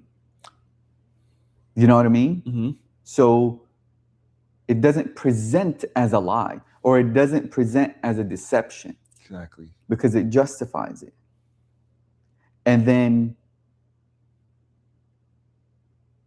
yeah, that's like the danger, right?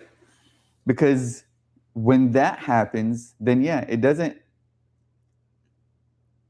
show itself as itself, and then there's that deception that's Yeah. taking place. And then, because of what you said, whatever, 2 questions ago or something like that, these ideas create more of the same. Mhm. It creates a bigger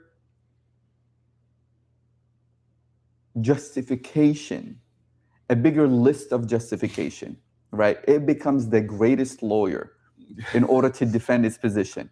You know what I mean? It Yes. creates all of these things. And yeah, so it may not, one can say, well, no, I'm not intentionally lying to myself or this and that, which is probably true, Mhm. you know?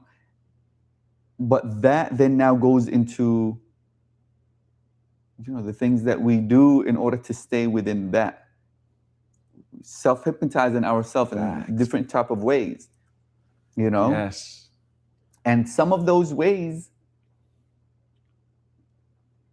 are spiritual practices ways. Facts. You know what I mean? Like, it's everything to that ego, to that immature ego, to that deceiver. Nothing is off table. Mm-hmm. It will use anything and everything. Yep. It will use God to Mm-hmm. deceive you. Mm-hmm. It will lose love. It will use love and relationship to deceive you. Mm-hmm. It will use your family, your father, your mother to deceive you. Mm-hmm. It will use you. It will use money. It will use whatever it is in order to give you, to justify whatever that lie that it doesn't say it is, Yeah. in order to give you a list of justifications. Yeah. You know? So, but you brought up a big point, which is to say that when you know, then it's no longer a lie, Mm-hmm. or no longer a lie, or like It's not intent. You can't not know. you can't not, like, when you know, you can't not know. Once you see the elephant, you can't not, Yeah. you can't unsee the elephant. You know? So now I want to gaslight myself. Is that right? Which now that's what ends up happening, right? That hypnotizing oneself or whatever it is, in order not to, in order to turn a blind eye to something and not see it. But I don't know, like, this is the stickiness that you're saying, because when that justification from the ego comes in, and now I'm in a position that I believe that's justification, like, it's very hard, like it's almost like, oh, sorry to cut you off, but it's almost like being stuck in your own cult. Facts. You know what I mean? Where it's like you're the cult leader, and you're the what do they call the people in the cult? Like, you're the cult follower? Yeah, the cult follower, right? And you're the cult community, and you're writing your own cult bylaws, and you know what I mean?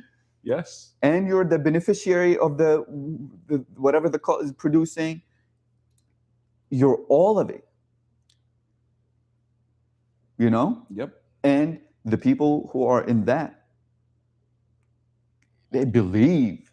Facts. They believe. And inside of ourselves, we also believe. Mm-hmm. I'm good. You know what I mean? Like, that's the scariness about that one lie, or Mm-hmm. that one gaslighting, Mm-hmm. that one time I decide, like, I'm just gonna like, Mm-hmm.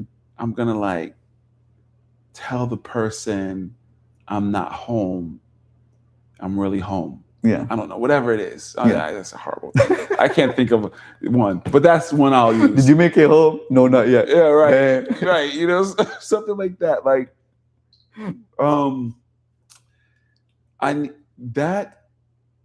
whatever justification I built for it over time, it gets sticky. Mm-hmm. And the more and more I do something like that kind of thing, or any little one, Mm-hmm. builds up. Yes, white lies, as they call them. Right. Yeah. And then this, over time, because of the way we're designed, becomes a persona. Mm-hmm. And that persona, now it's not lying to itself. It believes that. You know what I mean? And that's where you point, that cult of one. Yeah. It's sure.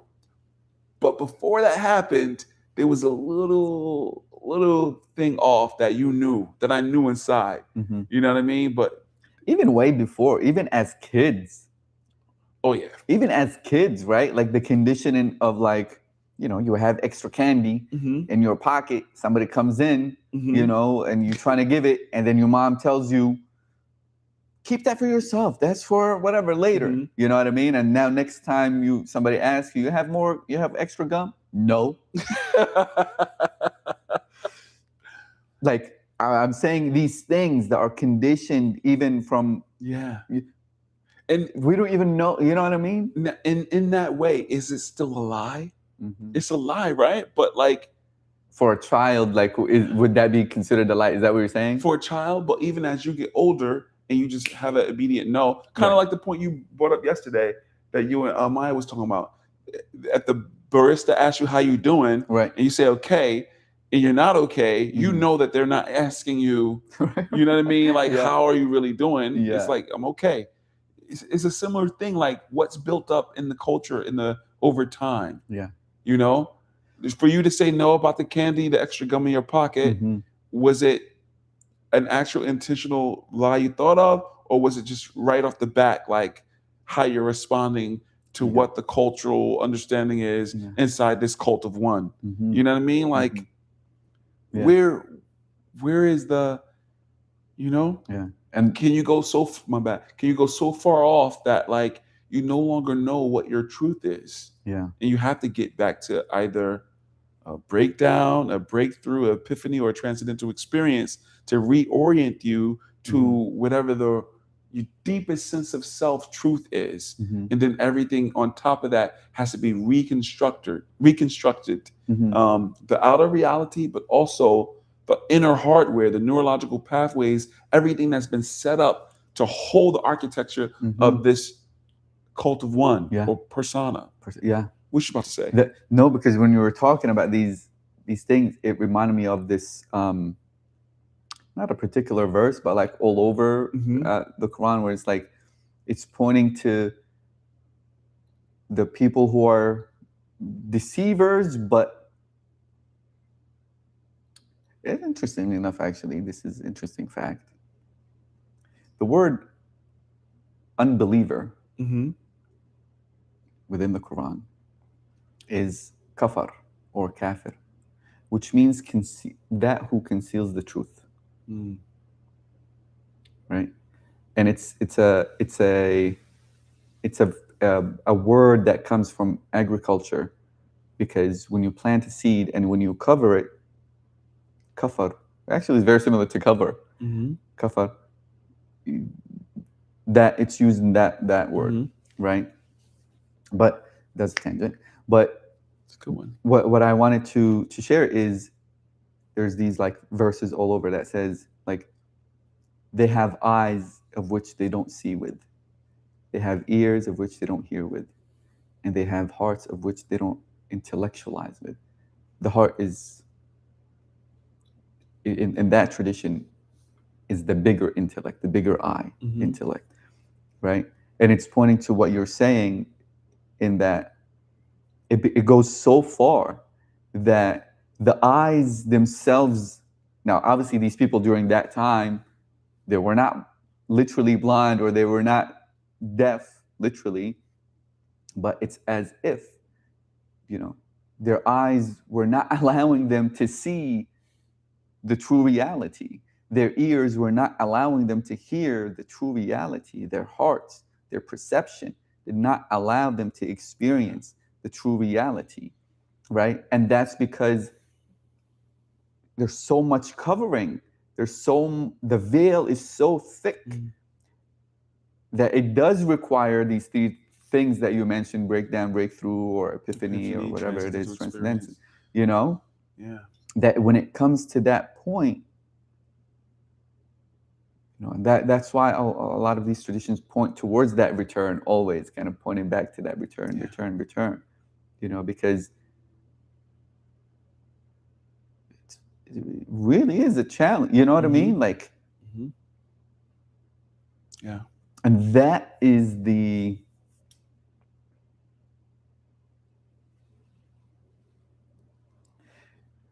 I don't even know how to describe this. Ibn Arabi talks about like alone with the alone, Mm-hmm. like that aloneness of your own inner happenings and your Mm-hmm. own inner reality Mm-hmm. that makes it so important for companionships, Mm-hmm. because otherwise, and like, I mean, I don't know, because now you'd be like, oh, true companionship or whatever it is. Even that, like it really is so sticky, because otherwise, then nothing is mirrored back, or everything that's being mirrored is like a house of mirrors, and it's like just reflecting back the same thing, echo chambers. Mm-hmm. taking them from here to outside, Mhm. and it's the same echo chamber. And then, Mhm. so to allow for that return or allow for that gap so that our inner eyes can really see, Yeah. our ears can really hear, and our hearts can really perceive Mhm. the maybe if not right away, the honest um, reality or the true reality, but at least a more honest version of whatever the Right. deception is Mhm. pointing to, you know? Yep. And I think that work is like, it's like always, you know what I mean? Mhm. It's like a never ending kind of a Yeah. part of that walk. Mhm. Agreed. So that was, which is more dangerous, lying to others or to yourself? And how do you know you've started believing your own story? Did we answer that last The part? second, how do you know when you've started believing your own story? I guess this is the stickiness that we were talking Yeah, I about. guess we did answer that when it comes to that. Yeah, you actually did answer that. That's exactly how you Hmm. know. Well, if you're in it, you're not gonna know Yeah. until those things come up that we described. Yeah. Breakthrough, breakdown, epiphany, Yeah. transcendental experience, Yeah. whatever, however you get to that. Um, Mm. because if not, you know, it will be the echo chamber of mirrors. Hmm. Thought ruminating inside thought, creating different concepts and narratives that point to more thought Hmm. and not something that is beyond thought, Hmm. um, space, or Yeah. time. Yeah. What you about to say? No, a thought came to mind about would does even sitting with this question, if somebody sits, if I, somebody, whoever sits with this question, does that allow for a space of contemplation or a space of reorientation? You know, Mm-hmm. um, maybe after there's enough of a gap, enough of a space that If we're there's talking that about. there, You yeah. know what I mean? Where like, But where did that gap or space come from? Is it just innate in this moment? You're saying that the person just read that? no, I'm saying like,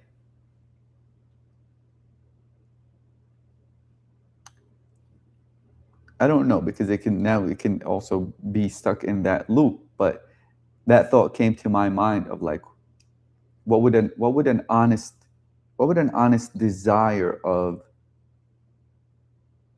seeing those lies that we're telling ourselves start to reveal themselves? You know, like, Oh, like you mean if someone is saying to himself, I desire to see where I'm lying to myself, yeah, if that will expose the lie? or orient towards an attitude or a posture that Can now is eventually, more receptive to these truths start to emerging in their perception. um you know what I mean, like I think so. being met in Yeah. that way. I wonder, um that goes back to that intention, right? It Yeah. goes back to that sincerity or that intention of meeting oneself, of Yeah. okay, what And is what it? we said the baseline was, which is Right. always that The wholeness, wholeness, yeah, you know? exactly. So it can really pop up anywhere, Yeah. in Yeah. someone's experience, Hmm. right? Like Hmm. even if they're reading that, how you just described, Hmm. how much awareness are they coming to that with Yes. Yes. that they have access to? Yeah. And that depends on how much of that wholeness is Available. available to them in the moment. Uh-huh. Yeah. Yeah. Yeah. Because I think the whole idea of breakdown, breakthrough, epiphany, transcendental experience, um, that's speaking to when it's just sticky is on you and you need something to break up that covering that you Yeah. described.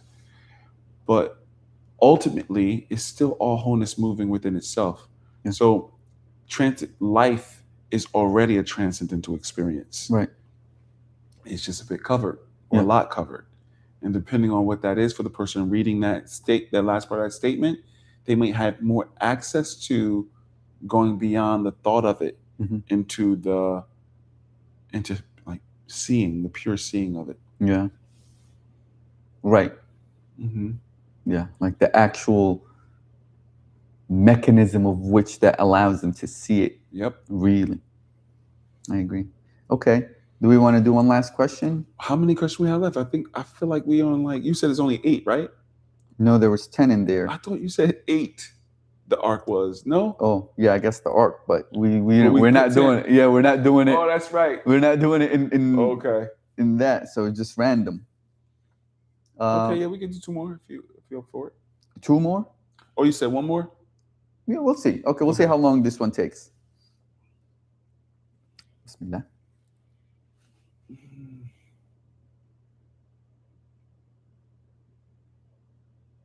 How come I'm not hearing the little thing? Like, oh, there it is. Can a spiritual practice still, quote, work if it never challenges the story you tell about yourself? I guess we just answered that.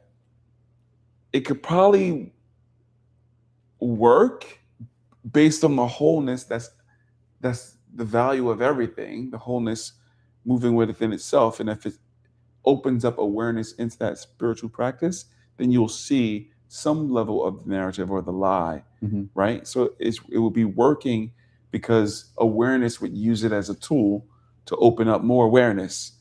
But like without that mechanism, then no. Without what mechanism? Awareness, let's say, bubbling up into the practice, Uh-huh. the primordial Yeah, awareness. yeah. But without the primordial awareness bubbling up into the practice, nah, I don't think so. Are you saying the awareness bubbling up in the practice would provide a challenge to the story that we're telling about ourselves? Absolutely. Okay. Always. So you're saying in order for it to work, that awareness has to come to the surface, and by it coming to the surface, it's automatically going to challenge the story that we tell of ourselves. Always. Yeah. So it will. Yeah. So your answer would be, can a spiritual work practice still work if it never challenges the story? Your answer would be no, because it requires that awareness, and that awareness will always challenge the story. Yeah. The conditioning, the lies, the deception, yeah, the whatever it is, that persona that was built on or taken upon oneself unconsciously, Yep. or mechanically. Yep. The joys, the happiness, whatever it looks like. All of it. Yeah. Yeah, that's... I agree with you in that. And I think the first thing that came to mind hearing or seeing this is like the gym kind of, Mm-hmm. right? Does working out still work if it never challenges the story you tell, or if it never challenges your body, or if it never, I guess maybe 2 different things. Mm-hmm. But I think,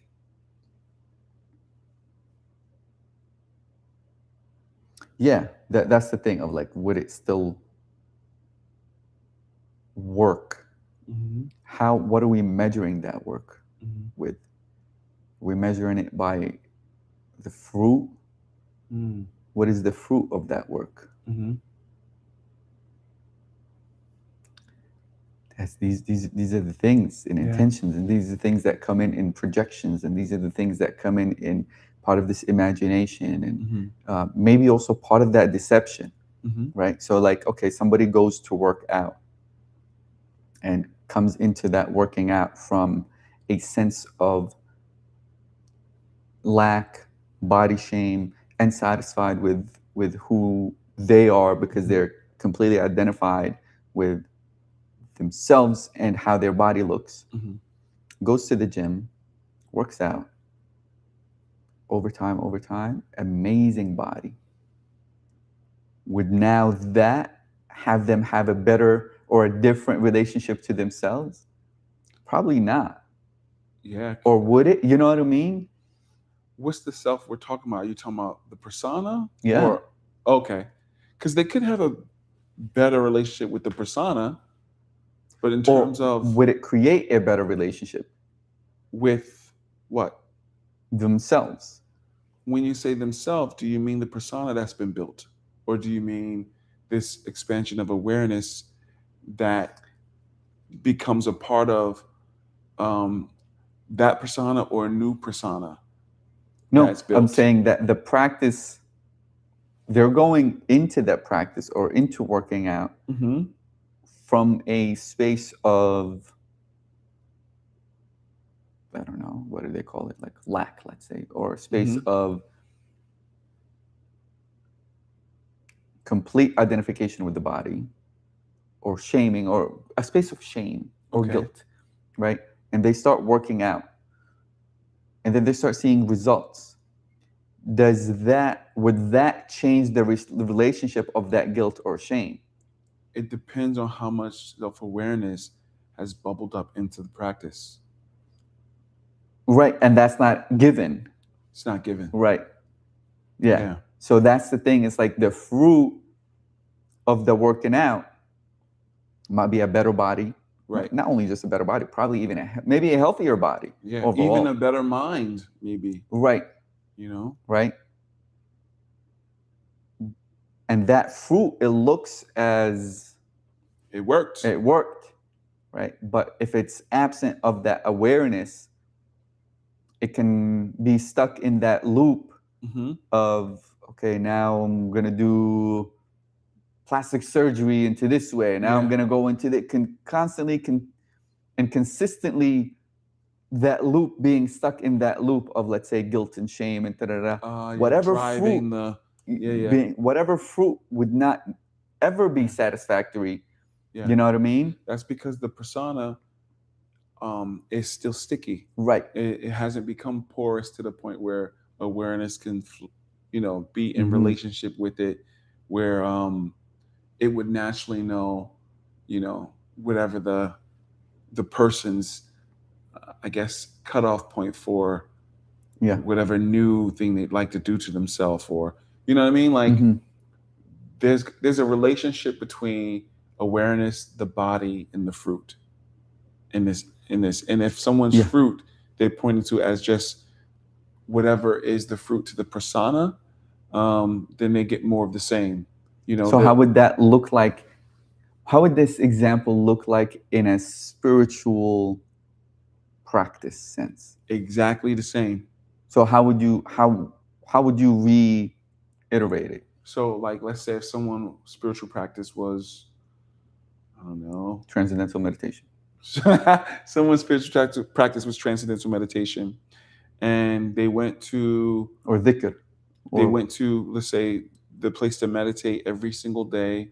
They sat down to meditate, and they became good at I can't do it. What's the folding the legs? Oh, lotus. Lotus, yeah. They became good at sitting in lotus. They became good at being still. They became good at breathing a certain way, but they didn't transcend. They said the mantra, but because of whatever tightness around the idea of what a meditator is, they didn't transcend. They didn't transcend thoughts, a mantra, or even their relationship with their nervous system. And so they got good at going on time to the practice, but didn't actually do the transcending. And I relate transcending to awareness, being in relationship with this awareness. That's why one of the things was transcendental experience, whatever it looks like. Yeah. So transcendental meditation, someone can be said to be doing the transcendental meditation how it looks on the outside, but whether they're having a transcendental experience is another question altogether. If that experience isn't happening, they'll be good at going to meditation, good at sitting in lotus, good at all the fixings of what a meditator looks like, but have no relationship with awareness coming up into their practice.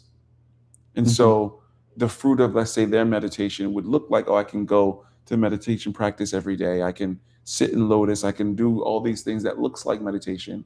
But yet my relationship with awareness is a persona. It's not a porous persona where transcendental experience has infused into Mm-hmm. that practice or into their life. Mm-hmm.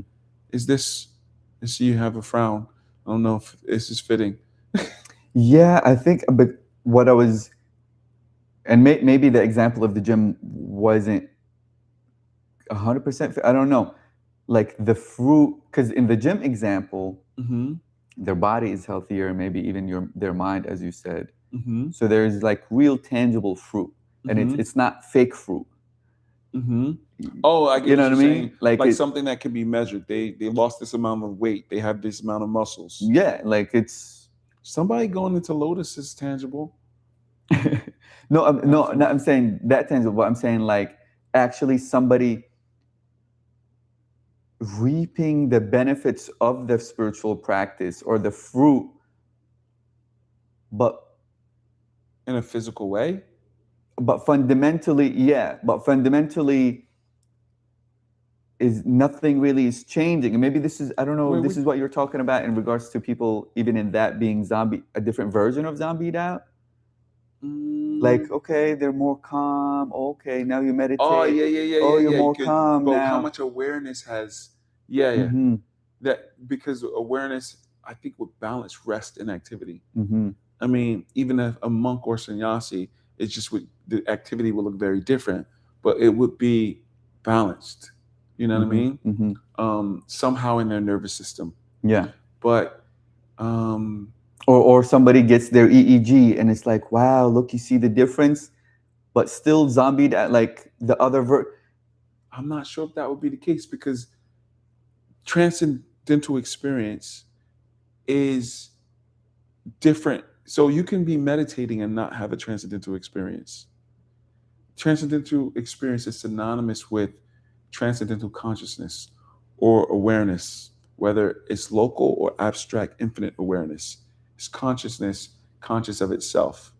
There's no there's no I don't know how to describe it. Yeah, it's awareness aware of itself. It's pure consciousness. There would be so you can do whatever action and it still be the question of whether you had a transcendental experience or not, other than life in general. But Yeah. it's about your awareness being aware of it, consciousness aware of itself. So that's what That I'm saying. experience, that experience is the if there's a measure, a subjective measure for someone to have. And there are neurological correlates of that. It won't say this person is definitely enlightened, but it would be an orienting point, Mm-hmm. you know? Yeah. But that, you know, like, okay, maybe I guess that the example maybe wasn't spot on. With the gym or the transcendental meditation? The gym, and to make it into a spiritual thing, because Mm. I was suspecting that it can look like everything on the fruit as a fruit can still from the outside look like the fruit. That's And yeah, EEG, okay, you're good. You got that. Your mind is now more still, or the right, reading is different. right. But in what is the second part of the question? In reality, it never that is not an experience of that awareness, so it never changes the story that they tell about themselves. You know what I mean? Even though now the EEG is what, I don't know how they measure it, but like So the even though, EEG is not telling someone whether they're in unity consciousness or God consciousness. The EEG is just saying that there is a relationship between when you experience transcendence and I experience transcendence that is similar when our brains are hooked up to an EEG machine. mm-hmm. It's just pointing at the similarity. It's not saying I know for sure you are in Right. a higher state of consciousness. So that comparison, I mean, people may think that that's what it's saying, but that's not what the point of the EEG No, I'm saying is. I'm just using that as, would that be analogous to someone now has lost 100 pounds, or someone now Mm, has, no, it would be has the fruit of the gym? no, it would be more analogous to someone have done a sit up or a push up, uh, in terms of, because they lost that 100 pounds is static, right? Wait, what you mean static? I mean, they lost the 100 pounds, like it's gone. It's stable. I mean, yeah, they work towards They it. work toward the EEG machine is showing a working towards. It's not showing you are this. You get what I'm trying to Yeah, describe? yeah. 100 pounds is a definite sure thing. Um, but the workout showed that you're going towards something. Mhm. The EEG reading is showing that something is happening. You're going towards something. It's pointing to transcendence. It's not saying you are enlightened, Yeah, which you know. yeah. But you're so. What's the association you're making with I the was, gym, yeah, I was trying to the find, EEG machine? I was trying to find a way where the fruit of the gym was so clear Hmm. to the outside, but internally, still that loop is still happening of, let's say, guilt or deception or whatever the story that. That's the case with every spiritual practice, also including TM. No, no. The person will get out the EEG machine and have had a transcendental experience, Hmm. but still, I can say this in my own case, still have issues with shame Yeah. or sadness. It's not it's not gonna it's not gonna show on the EEG machine that, like, Well, I just use EEG, but like, oh, what would? Yeah, that's the thing. Like the equivalent of a fruit that from the outside that's we can, physical. yeah, or not physical, but like from the outside that we can say, oh, that's the, you know, That's the show that it's working. yeah, that's to show that it's working. But in reality, internally, is similar to a stuck in a loop, similar to the person who's working out, kind of. I think the EEG machine is the right Okay. thing, no? Because you can get up from it and see that, like, oh, we transcended, Mm-hmm. and then, like, still go and have Yeah, same patterns emotional, or. yeah, Mm-hmm. you know, Yeah. you need to do the practice over time and have the transcendental experience happening over time in order for to get to a station or established state, uh, that's similar to, I guess, losing the 100 pounds. I don't know. Mm-hmm. Am I not following, or am I following? Yeah. I'm not sure. I think that Oh, example was way off. oh, okay. Wait, but there's a feeling inside of me that is pointing towards something. Maybe I don't have the language for it. Mm-hmm. That I like using the gym or something physical like that because it's so Concrete. concrete. So Mhm. like ones and zeros in a sense Mm-hmm. from the outside at least. Mm-hmm. But internally, It can still be it the can same emotional makeup. it can still be the driver can still be deception, can still be whatever. But even though the outside fruit is real, it's losing weight, healthier, hopefully, clearer mind, Mm-hmm. more regulated nervous system, maybe. Oh, I don't know about Mm-hmm. that, but like whatever. Like one can look in the mirror and see Benefits, benefits and but also still, have other issues. yeah, and still look in that mirror and see and say, I'm not good enough. You know what I mean? But isn't that the same thing? Which, to me, while you're EEG or even saying TM or whatever spiritual practice, Mhm. everything you just described is the same thing that's happening in every spiritual practice around the world. No?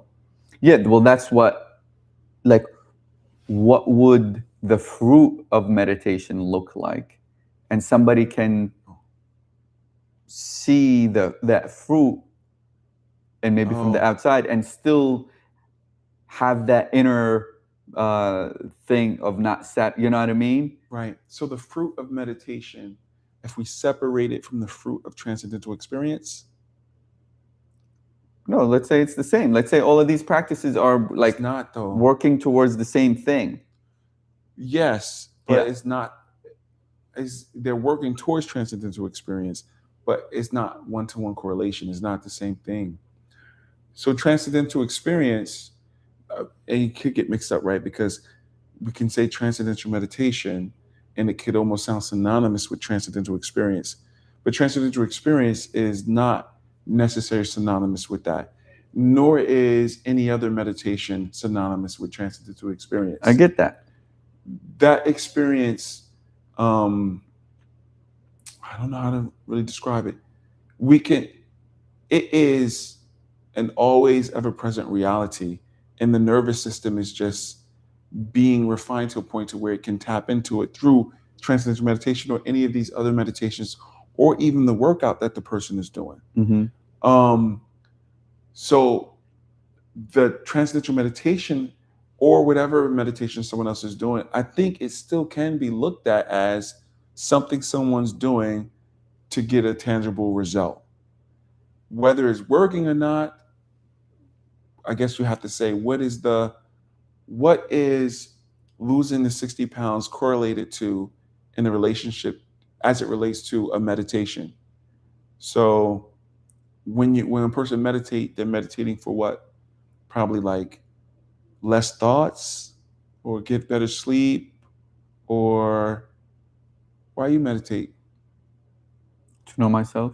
To know themselves. Well, I don't know how you're gonna measure that from the outside. Yeah, that's well. Also, there's a measure of, yeah, I don't know. That's the thing. That's why I said maybe it's a Oh, the not the best examples that, example. because the measure, and this is where it gets, I guess, sticky. That's what I'm saying. Like the measure from the outside, it can look a certain way, but from the inside, it can be something completely different. And for that meditation, or to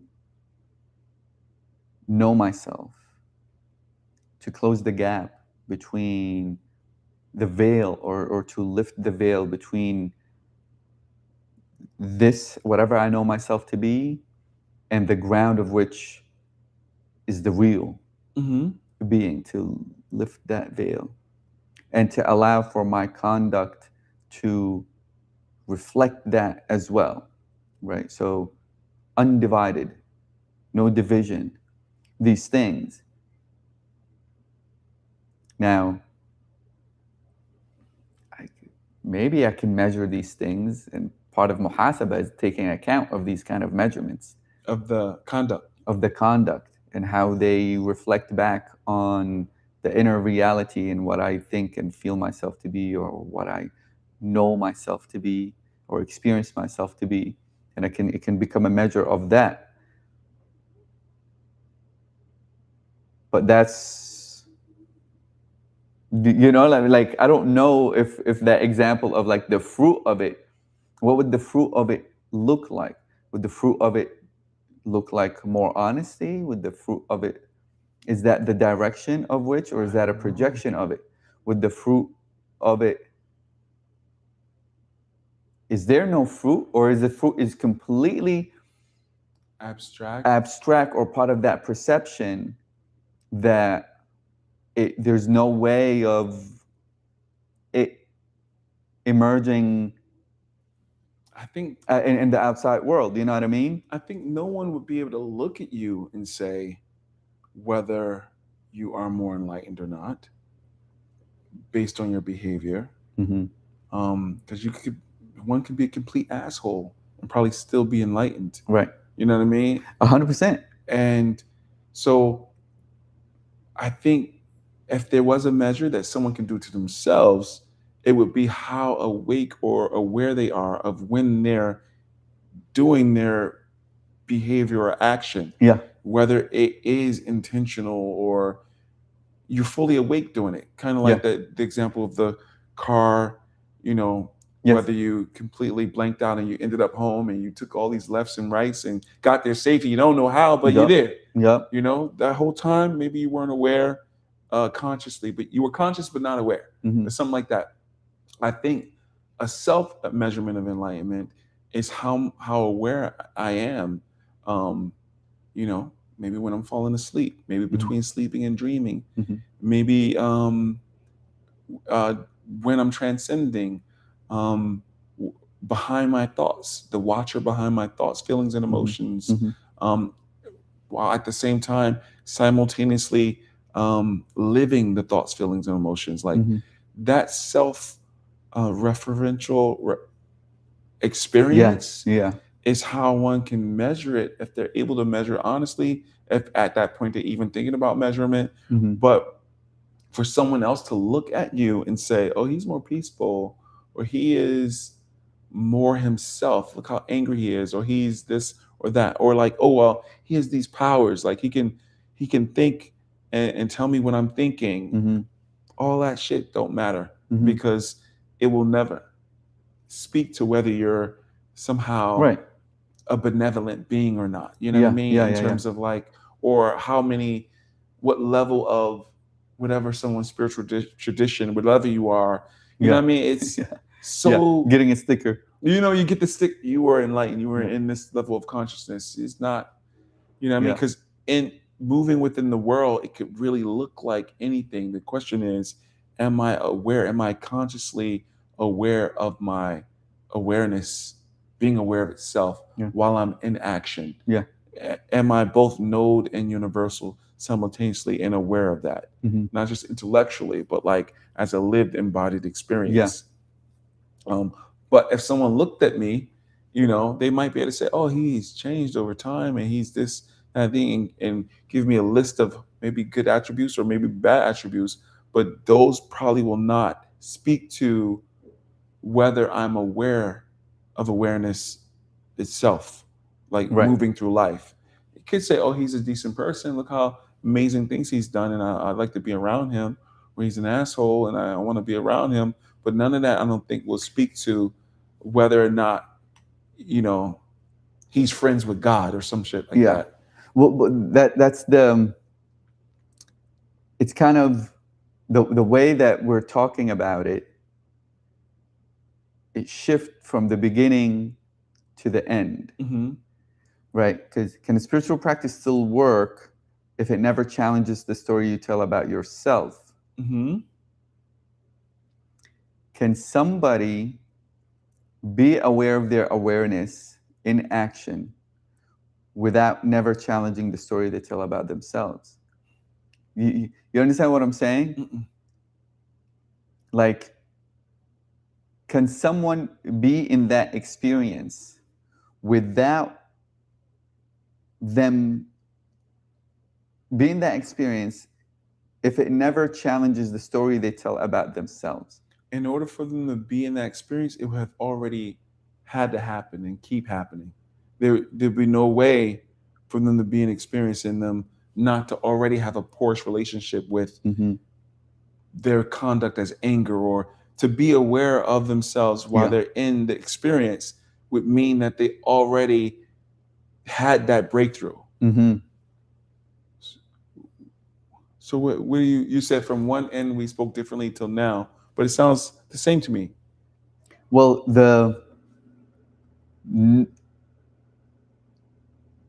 okay. So what you're pointing at is the fruit.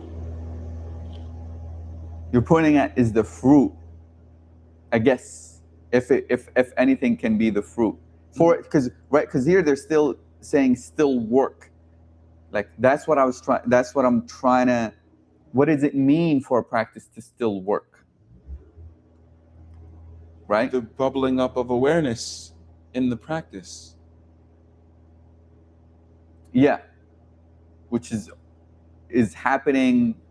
Yeah, that self-referential that you're talking about, Mm-hmm. right? That's awareness being aware of itself. The more aware you become, the more you're The more you're present. gonna challenge the story that you tell about yourself. Automatically, Mm-hmm. automatically, because it creates the buffer. Now you're the doer and the watcher But when you simultaneously. say automatically, here's the maybe this is the thing. When you're saying automatically, that Mm-hmm. means when I hear that, I hear the Sufi Sheikh was like, just do your dhikr, things will change automatically. Just do your TM, things will Mm-hmm. change automatically. Mm-hmm. Mm-hmm. Is it? So we're talking about awareness and being aware of your actions. Mm-hmm. Um, it will challenge the narrative because you can see you now know that like um, I, I'm aware that I eat this way, Mm-hmm. and I can see it happen. I'm no longer just doing it. Yeah. I can see it happening. Yeah. That's that experience, that awareness is growing over time. Mm-hmm. You now, what's growing with that is the capacity to do something about it. Maybe not at The first, decision. but over time, you get more capacity to do something about it. Yes. I'm just using this example because No. it relates to me. Yeah. You know what I mean? Just in case I don't want anybody to think I'm taking a dig at anything. But and then when I say automatically challenging the narrative, if I see myself eating like this and I know at one point I wasn't even aware, I was emotionally eating. Yes. Yes. This awareness growing over time automatically challenges my identification with unaware action. Yes. Eventually, as that expands, I can make different choices. Will I? Possibly. Right. Right. That's the question. Right. Right. You know So, what I mean? yes. Yes. Which is why you don't know whether this person is having an awareness of themselves or Yes. not, Yes. because that does not necessarily mean I'm gonna change something. Yes. There's Yes. so many people who are probably sitting around here enlightened and doing jack all about any of the stuff that's going on in the world. Yes. You know what I mean? Yeah. It doesn't. And then there's so many of them who are not in so-called enlightened and doing everything they could possibly do to Yes. help change the world. It really matters what persona you have going on in your life. And if you do have more awareness, being aware of itself in your life, then maybe that might make that persona more effective, Mm-hmm. more intentional, more something. Mm-hmm. But it does not. Becoming more aware is not a have to change. Yes. Yes. It's you have the capacity to Right. automatically. Yeah. Because you can see multiple possibilities now. Mm-hmm. You know what I mean? Yeah. Your perception, along with greater awareness, expands Yeah. to see possibilities, impossibilities. Your choices Yeah. become greater. And one of those choices is to keep shit the way it is, Mm-hmm. Yeah. in my opinion. Yeah. It challenges, but doesn't necessarily mean it changes. I think so. Yeah. Yeah. So yeah, I get what you're saying. Mhm. Like, because now it's just giving an opportunity for a conscious decision, hopefully, Mhm. and whatever decision or indecision is conscious. It's conscious. You know what I mean? I think that is, Yeah. if you couldn't measure it, that would be it. How aware are you Yes. in action Yes. or in, Yeah. a moment? Yeah. So that the challenge, when you're saying it automatically, the challenge automatically happened, not necessarily the change automatically happened. Oh, yes. Because the yes. change requires a conscious decision, which requires some level of effort or some level of Exactly. dance. Yes. You yes. know, but the challenge is automatic because now that awareness, you're aware of your actual actions or aware of Yeah. your patterns or aware of these things, which automatically challenges The narrative, and the persona. story and the Yup. patterns and all Yeah. of these things. Continuity of awareness. I think that's exactly what it is. That word, continuity of awareness, because to some degree we're all aware and we lose it. We're aware and we Yes. lose it. But that continuity of awareness allows me. I can never be necessarily avoidant. Yes. I'm aware. Yes. I know I'm aware. I've been here with myself the whole time. Mm-hmm. And when I fell asleep, there was continuity of awareness. I did not forget myself because I was sleeping or because I was dreaming. Mm-hmm. I'm aware that I'm aware from birth to death, or from birth to birth, or womb to womb, Mm-hmm. however you described it. I think this, if there was an actual measurement of someone who is enlightened, is the continuity of awareness. Mm-hmm. The duration it can be present with themselves, and in reality, the wholeness of perception and awareness and consciousness moving within itself as node and as universal. Mm-hmm. Not disconnected because they're node. Yeah. Disconnected from universal, just because they're particle, not somehow an awareness disconnected from wave. Yeah. Like that. Yeah. Awesome. Man. Okay. On point. We've been on for 2 hours and 20 minutes. All that talking is like, okay, what you gonna do with that, Antoine? Right. You know what I mean? Like, are you somehow more oriented towards? And that's a question I would have for myself. Mm-hmm. After all of that, am I somehow more oriented towards a persona that is more about, what do I need to do to cultivate more awareness? Mm-hmm. And I want to be a nice person, not a nice person, a good person, a A decent good, person. decent person. You know what I mean? Yeah, these are the things that kind of came also while you were saying at the end, right? This fruit, like, or not the fruit, or like when that decision, when the challenges are inevitable, to come up with that awareness, and then the conscious decision to choose, and then to, what do they call that, like to be like a sculptor or an artist in creating, Co-create. creating yourself in that way, or co-creating yourself in that way, or that persona, right? This idea of morality, in a sense, that kind of comes in, right? Like, yeah, okay, do I want to create a good, decent human adult? And I get to choose, and hopefully that these choices are coming from that space of expanded awareness, and that are honest. Mm-hmm. Yeah. And they're not imposed. Yeah. Not imposed morality, but honest. Mm-hmm. Mm-hmm. Or yeah. So like, it's like these things are moving side by side. It's like these things, as if they're like the two legs of which we're walking with, this expanded awareness and this building, Mm-hmm. and this building and expanded awareness, or this decision, this conscious decision, and then this and this annihilation and sustenance, Mm-hmm. stripping away and building, stripping away and building, and or Yeah. that threading, or whatever it is, whatever metaphor we would want to use. Mm-hmm. And one thing that, let's say, I remember from MUM, or like Maharshi, when he's saying, okay, speak the truth, but speak the sweet truth. So there's a difference, right, between the two. Like, okay, I can orient myself to truth speaking, and also I can orient myself towards sweet truth speaking or mercy truth speaking. You know what I mean? These are attributes, these are attitudes, and have a particular posture to them, which requires a conscious decision to be made. I agree. What kind of relationships do I want to build from this expanded awareness? Exactly. As I'm aware, what is this relationship or relation thread that I want to build?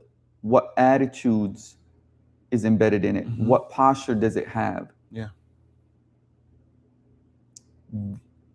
That this expanded awareness can feed into, Yeah.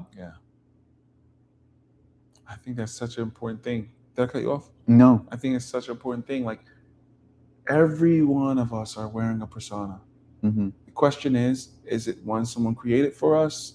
Did we fall into it based on conditioning and patterns and default? Or have we had enough of relationship with, that space of no thought, feeling, emotion, that thought of no persona, that now we can intentionally create one? Yeah.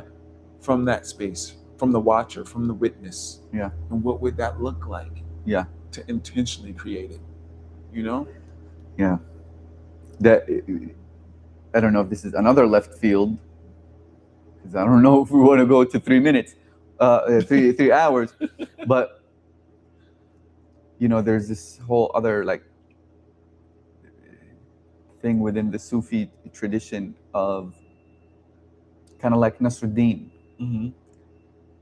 Nasruddin is a fool, but he's a man of personas. he got personas that he created in his bag, in his fanny pack, or whatever. Whatever moment comes in, whatever interaction comes in, kind of like, I don't know if you've seen these, like maybe, I don't know in what country, somewhere in Asia, where they change masks so fast. Have you seen that? Yes. They do like, and it's Yeah, like yeah, a yeah. whole other being. That's part of that practice of consciously building. That's it. That, I guess, is more, I don't know. It's not building only one persona, Yeah. but like he has personas Yeah, yeah, yeah, yeah. and goes into this place. Whoop, Yeah, yeah, yeah. and here I am, Yeah. I don't, with that, I still don't know, like, what role does honesty play here? What does that mean? Exactly. What is, but here Nasruddin goes in, or like these people who don't know Nasruddin, it's like kind of like these Zen koans, the fool, the joker, the lover, the king, all of it's like it plays right in a deck of cards. The joker can be any card. Yeah. Right? So it's like that archetype that can be anything. Yeah. And goes in, oh, what persona? Foof. Yeah. And there it is. Yeah. And isn't that the most accurate perception of reality, or even God? Right. Omnipresent, omnipotent, omniscient. Yeah. All these absolutely everything at once, all at once. Yes. You know what I mean? Like, yes. At that level, a persona doesn't seem like a lie or posing or deception, especially if it's intentional. Yes. When I say intentional, I mean from the level of like awareness. Yeah, like real. Itself. Yeah. Not another pattern that's running. Yes. Exactly. Yeah. Yeah.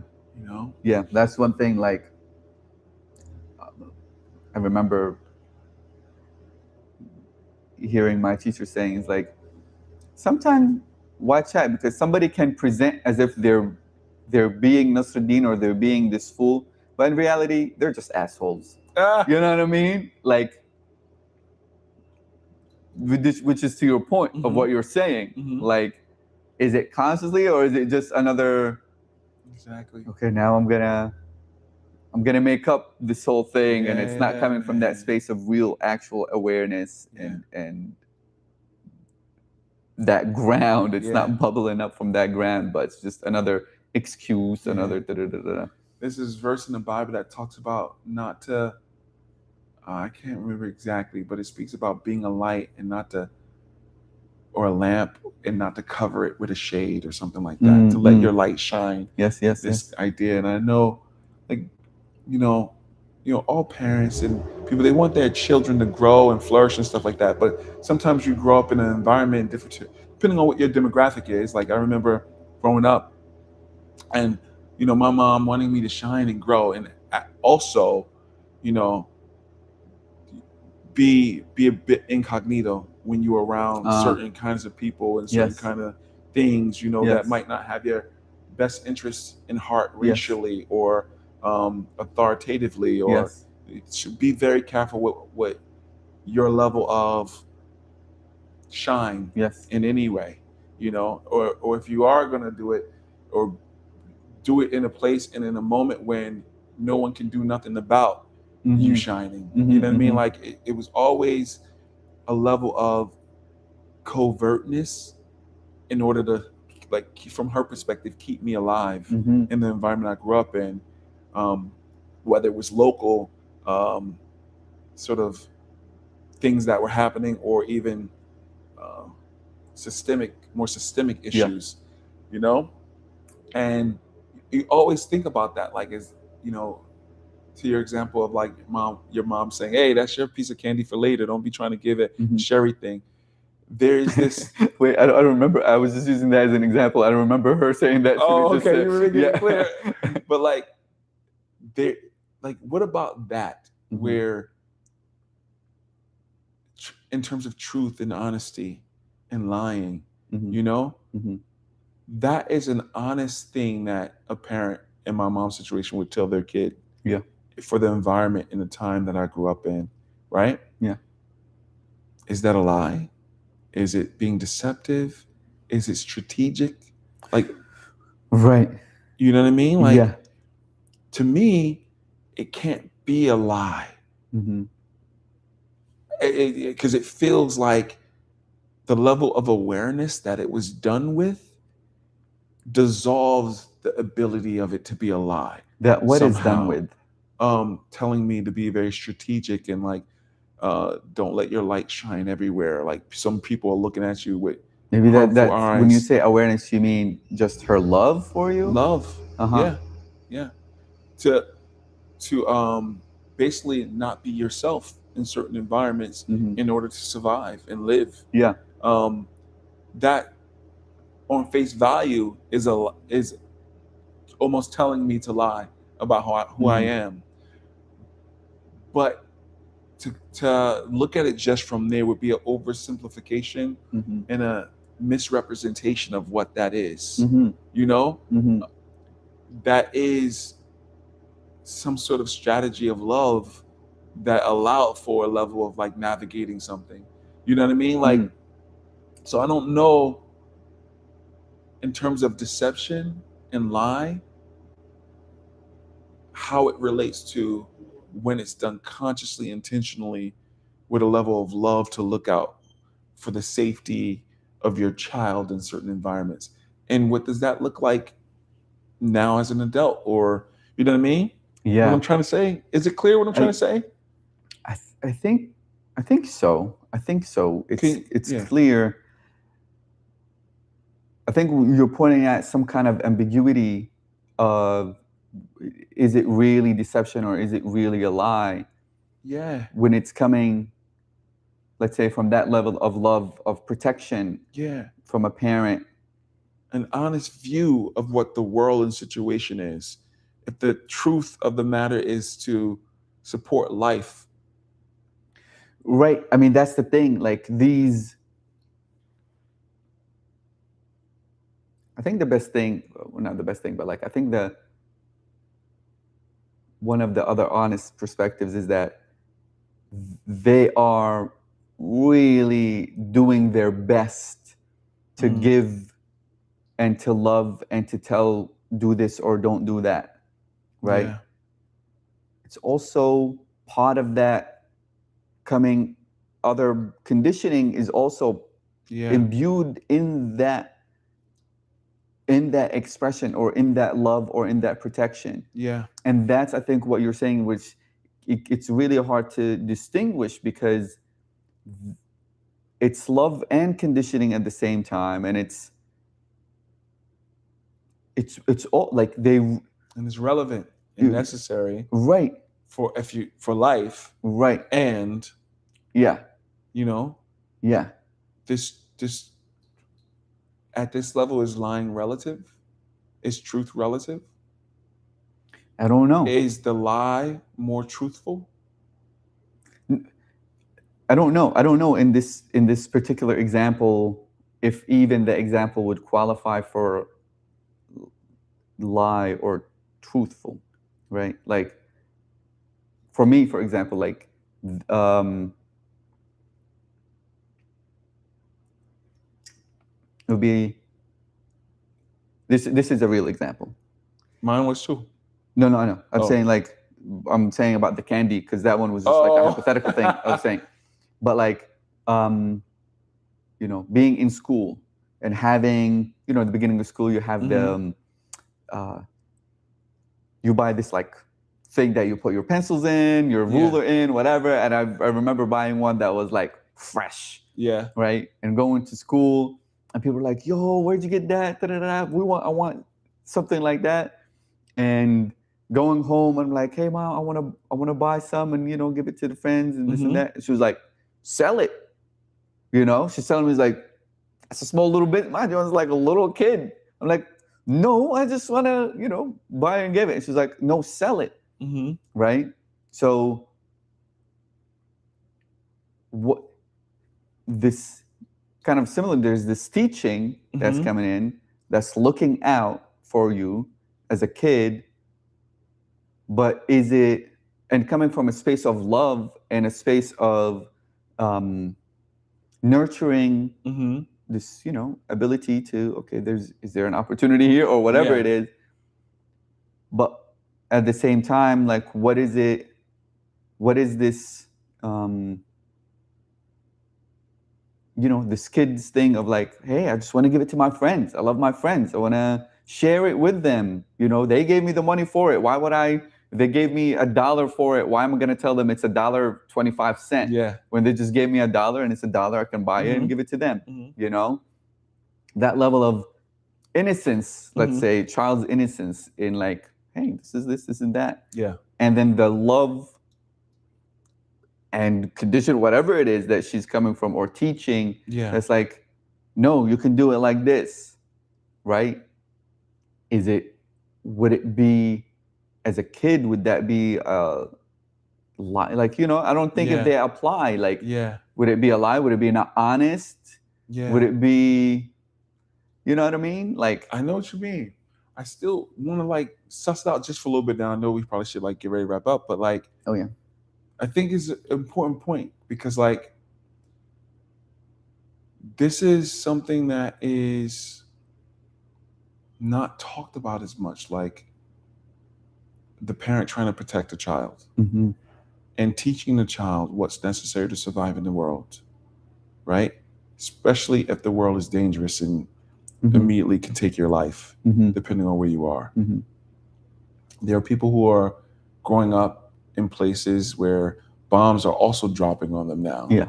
And people are actively looking to shoot and kill them now. Mm-hmm. And if they had this sort of idealistic idea of lying and truth, Right. it becomes foolish at that level. Like Yes. it's like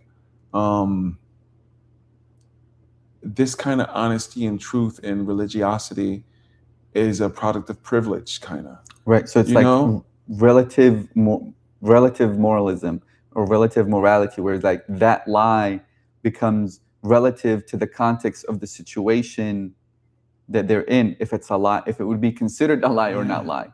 Yeah. Or that truth Or would be, yes. yeah, you know what I mean? Like, because somehow like the parent or the person that's trying to protect themselves, or their children against like forces that want to take their life, and they lie. Mm-hmm. Oh, I'm not this culture. I'm not of this Yes. thing. Or, they can't lie about their skin color. You know what I mean? But like, if they got to change their name, Yeah. and so now they can appear at these people as these people instead of these people. Or if Yes. they got to, I don't know, whatever it looks like. Yeah. Like, I don't believe that God or nature would have us say, truth above all else. Right. If your life is being threatened, you better stay close to my word and my primordial truth. Yeah. You know what I mean? It's just not. I feel like it reduces God or reduces. It's a misrepresentation of God or nature. So there has to be some place for that kind of discussion where there is a bridge between this ideal version of what we say about speech, intention, action, and manifestation and primordial truth, and this lived all the way on the other end, life-threatening, or life, I don't know, this other end of the spectrum where your life could be in jeopardy, and you have to be able to understand what's the most honest truth to speak. Some relationship between those two things need to like have a bridge there. Yeah. To make it real and relevant. Like, yeah. Because I think that's what people might feel sometime when they're just saying lies willy-nilly, Willy-nilly. You know what I mean? Like, they might have some feeling of like, oh, it's okay because in this, when I did it there, it saves me. Or, you know what I mean? No idea of what the relative moment and the weight of it means as it relates to truth or lie or what's real honesty, maybe the honest thing is, oh, you want to stay alive, Right. you know, and that is what's most valuable Yeah. in the moment. That's the thing. It's like it it is a little bit easier to talk about it when it's all the way at the end of the spectrum both ways, Yeah. right? Okay, no problem. Anything in self-defense can be justified in Mm-hmm. some sense, Mm-hmm. right? Mm-hmm.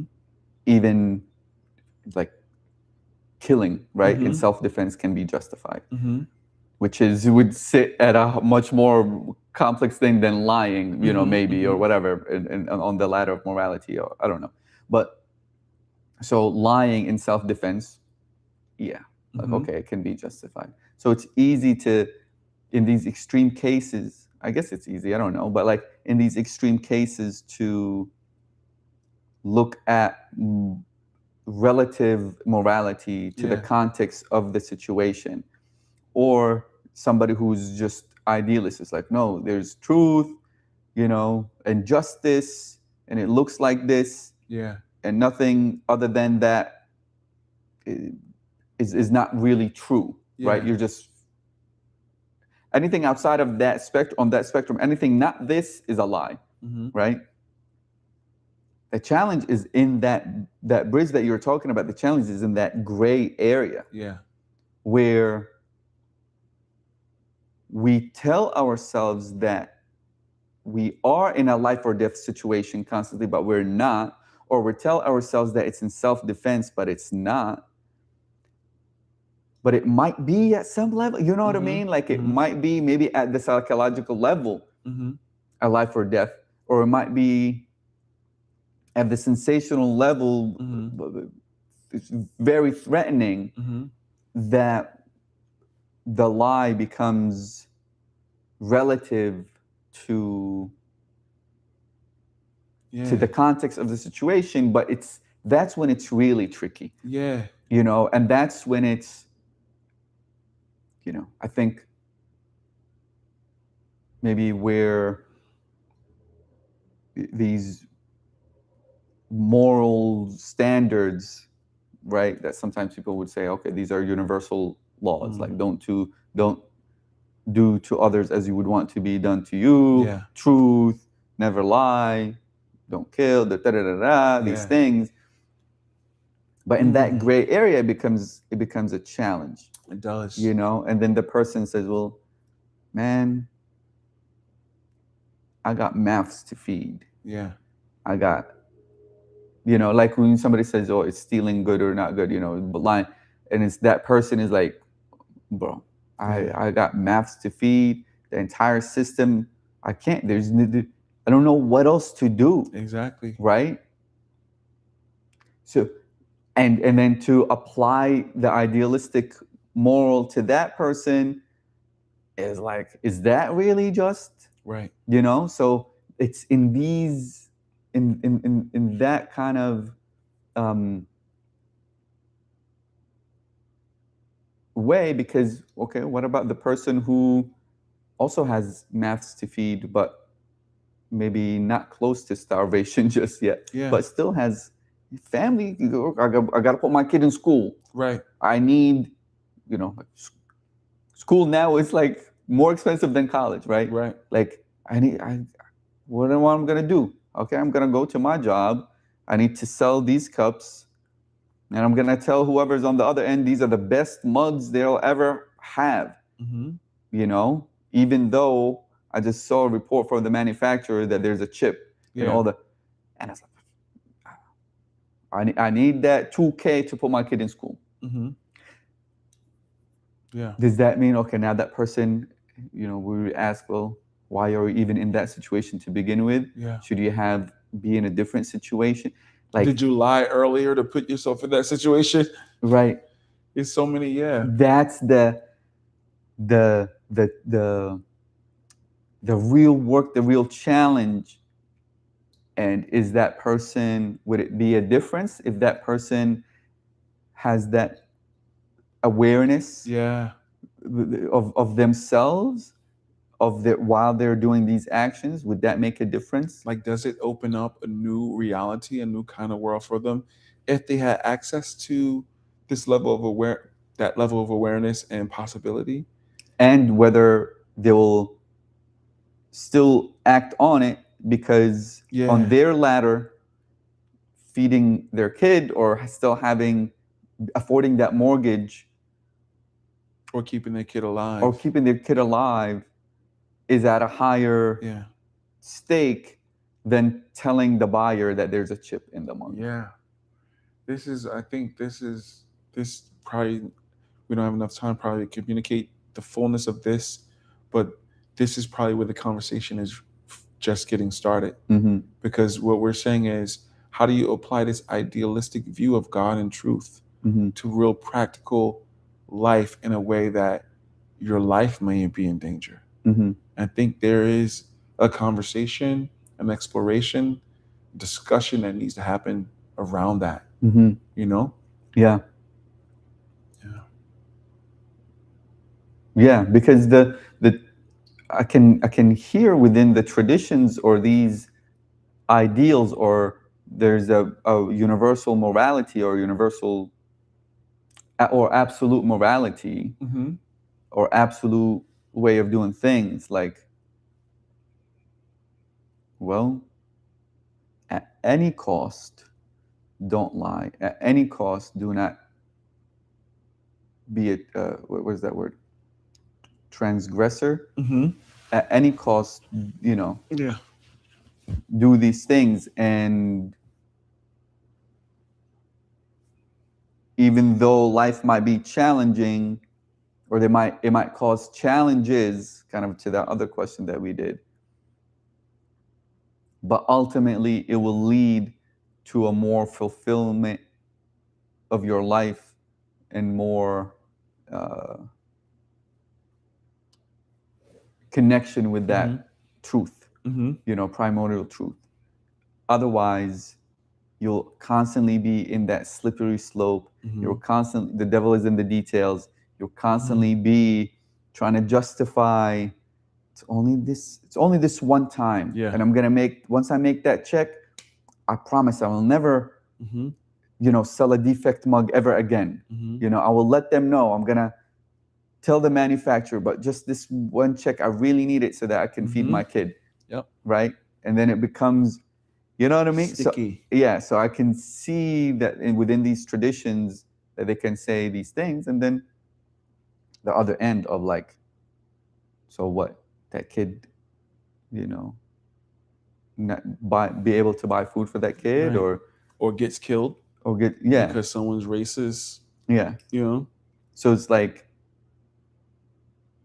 what? You know what I mean? Yeah. So that's when it's challenging, or I don't know if in these cases, that point of self, like, other than yourself in that case, self-referral. And again, but that's where the deceiver is at. So the best that I can say is I don't know. Or honestly, that's the deception, right? Mm-hmm. Yeah. Yeah, because why? Yeah, it's a great conversation here. Mm-hmm. This ideal, something's there. I feel relationship too, what we've spoken about earlier, Mm-hmm. and I see power there. Yeah. But also, like, there's also power on that other end of the spectrum, because without it, would life go on? Mm-hmm. But then I know, at least I've heard of stories, people like saying, "Oh, I'm going to say my truth regardless," and then they get killed, and then they're the martyr, and they're held up in that culture or religion. But that's not, that doesn't appeal to me. At least. Right. Anyway, before you fall asleep, I'm not falling asleep. Yeah, I'm not right. sleepy. I mean, I'm tired, but I'm not sleepy. I'm woke. I'm in it at this point. Shoot, I'm in it to win it. That sounds like I love it. Awesome. Thank you. Well, yes, thank you. Almost 3 hours of talking about self-deception, And truth and God truth, and realness. God, realness, awareness, Yeah. conduct, um, a lot of different things. A lot of different things. 3 hours, we could have even went Yeah. longer and longer, but Because we just now get into thank some God. meat, Yeah, like meat. mind you, he's vegan. I'm not vegan. I'm trying to be. Thank God, thank God. Well, if you stick all the way to this part of 3 hours, if you actually watch this whole video, thank you so much. Yeah. Make sure Thank you you. let us know your thoughts in the comments. Make sure you subscribe. If you're watching 3 hours or close to it, you are a trooper. And we thank you for that. And we thank you for your attention and the awareness of which you join these conversations. Yep. Thank God. Feel free to check out the description. There's a link about the school community where we kind of practice self-reckoning and practice muhasaba, self-accounting in a group container, where we pretty much talk this amongst the group and practice it a way in order for us to bring this into conduct, Yes. bring this into this awareness, even though in moments that may be completely in that gray area and things are like, I don't know, but still, even in that, that's where, like Antoine said, that's where the meat of the work is at, right? Because we will definitely encounter these moments within ourselves. We will definitely encounter these moments in our lives, and as we're walking this path. And that community, the school community, is really for that. It's really to practice that self-accounting, that self-reckoning, so that when we do find ourselves in these gray area, there's enough awareness, God willing, and there's enough courage, God willing, to allow us to take action and move and return constantly towards that wholeness, the ground of which we are existing in. That's a long speech. But thank you. We love you. We appreciate you. And we'll see you soon. Peace. How many minutes, bro? Or hours?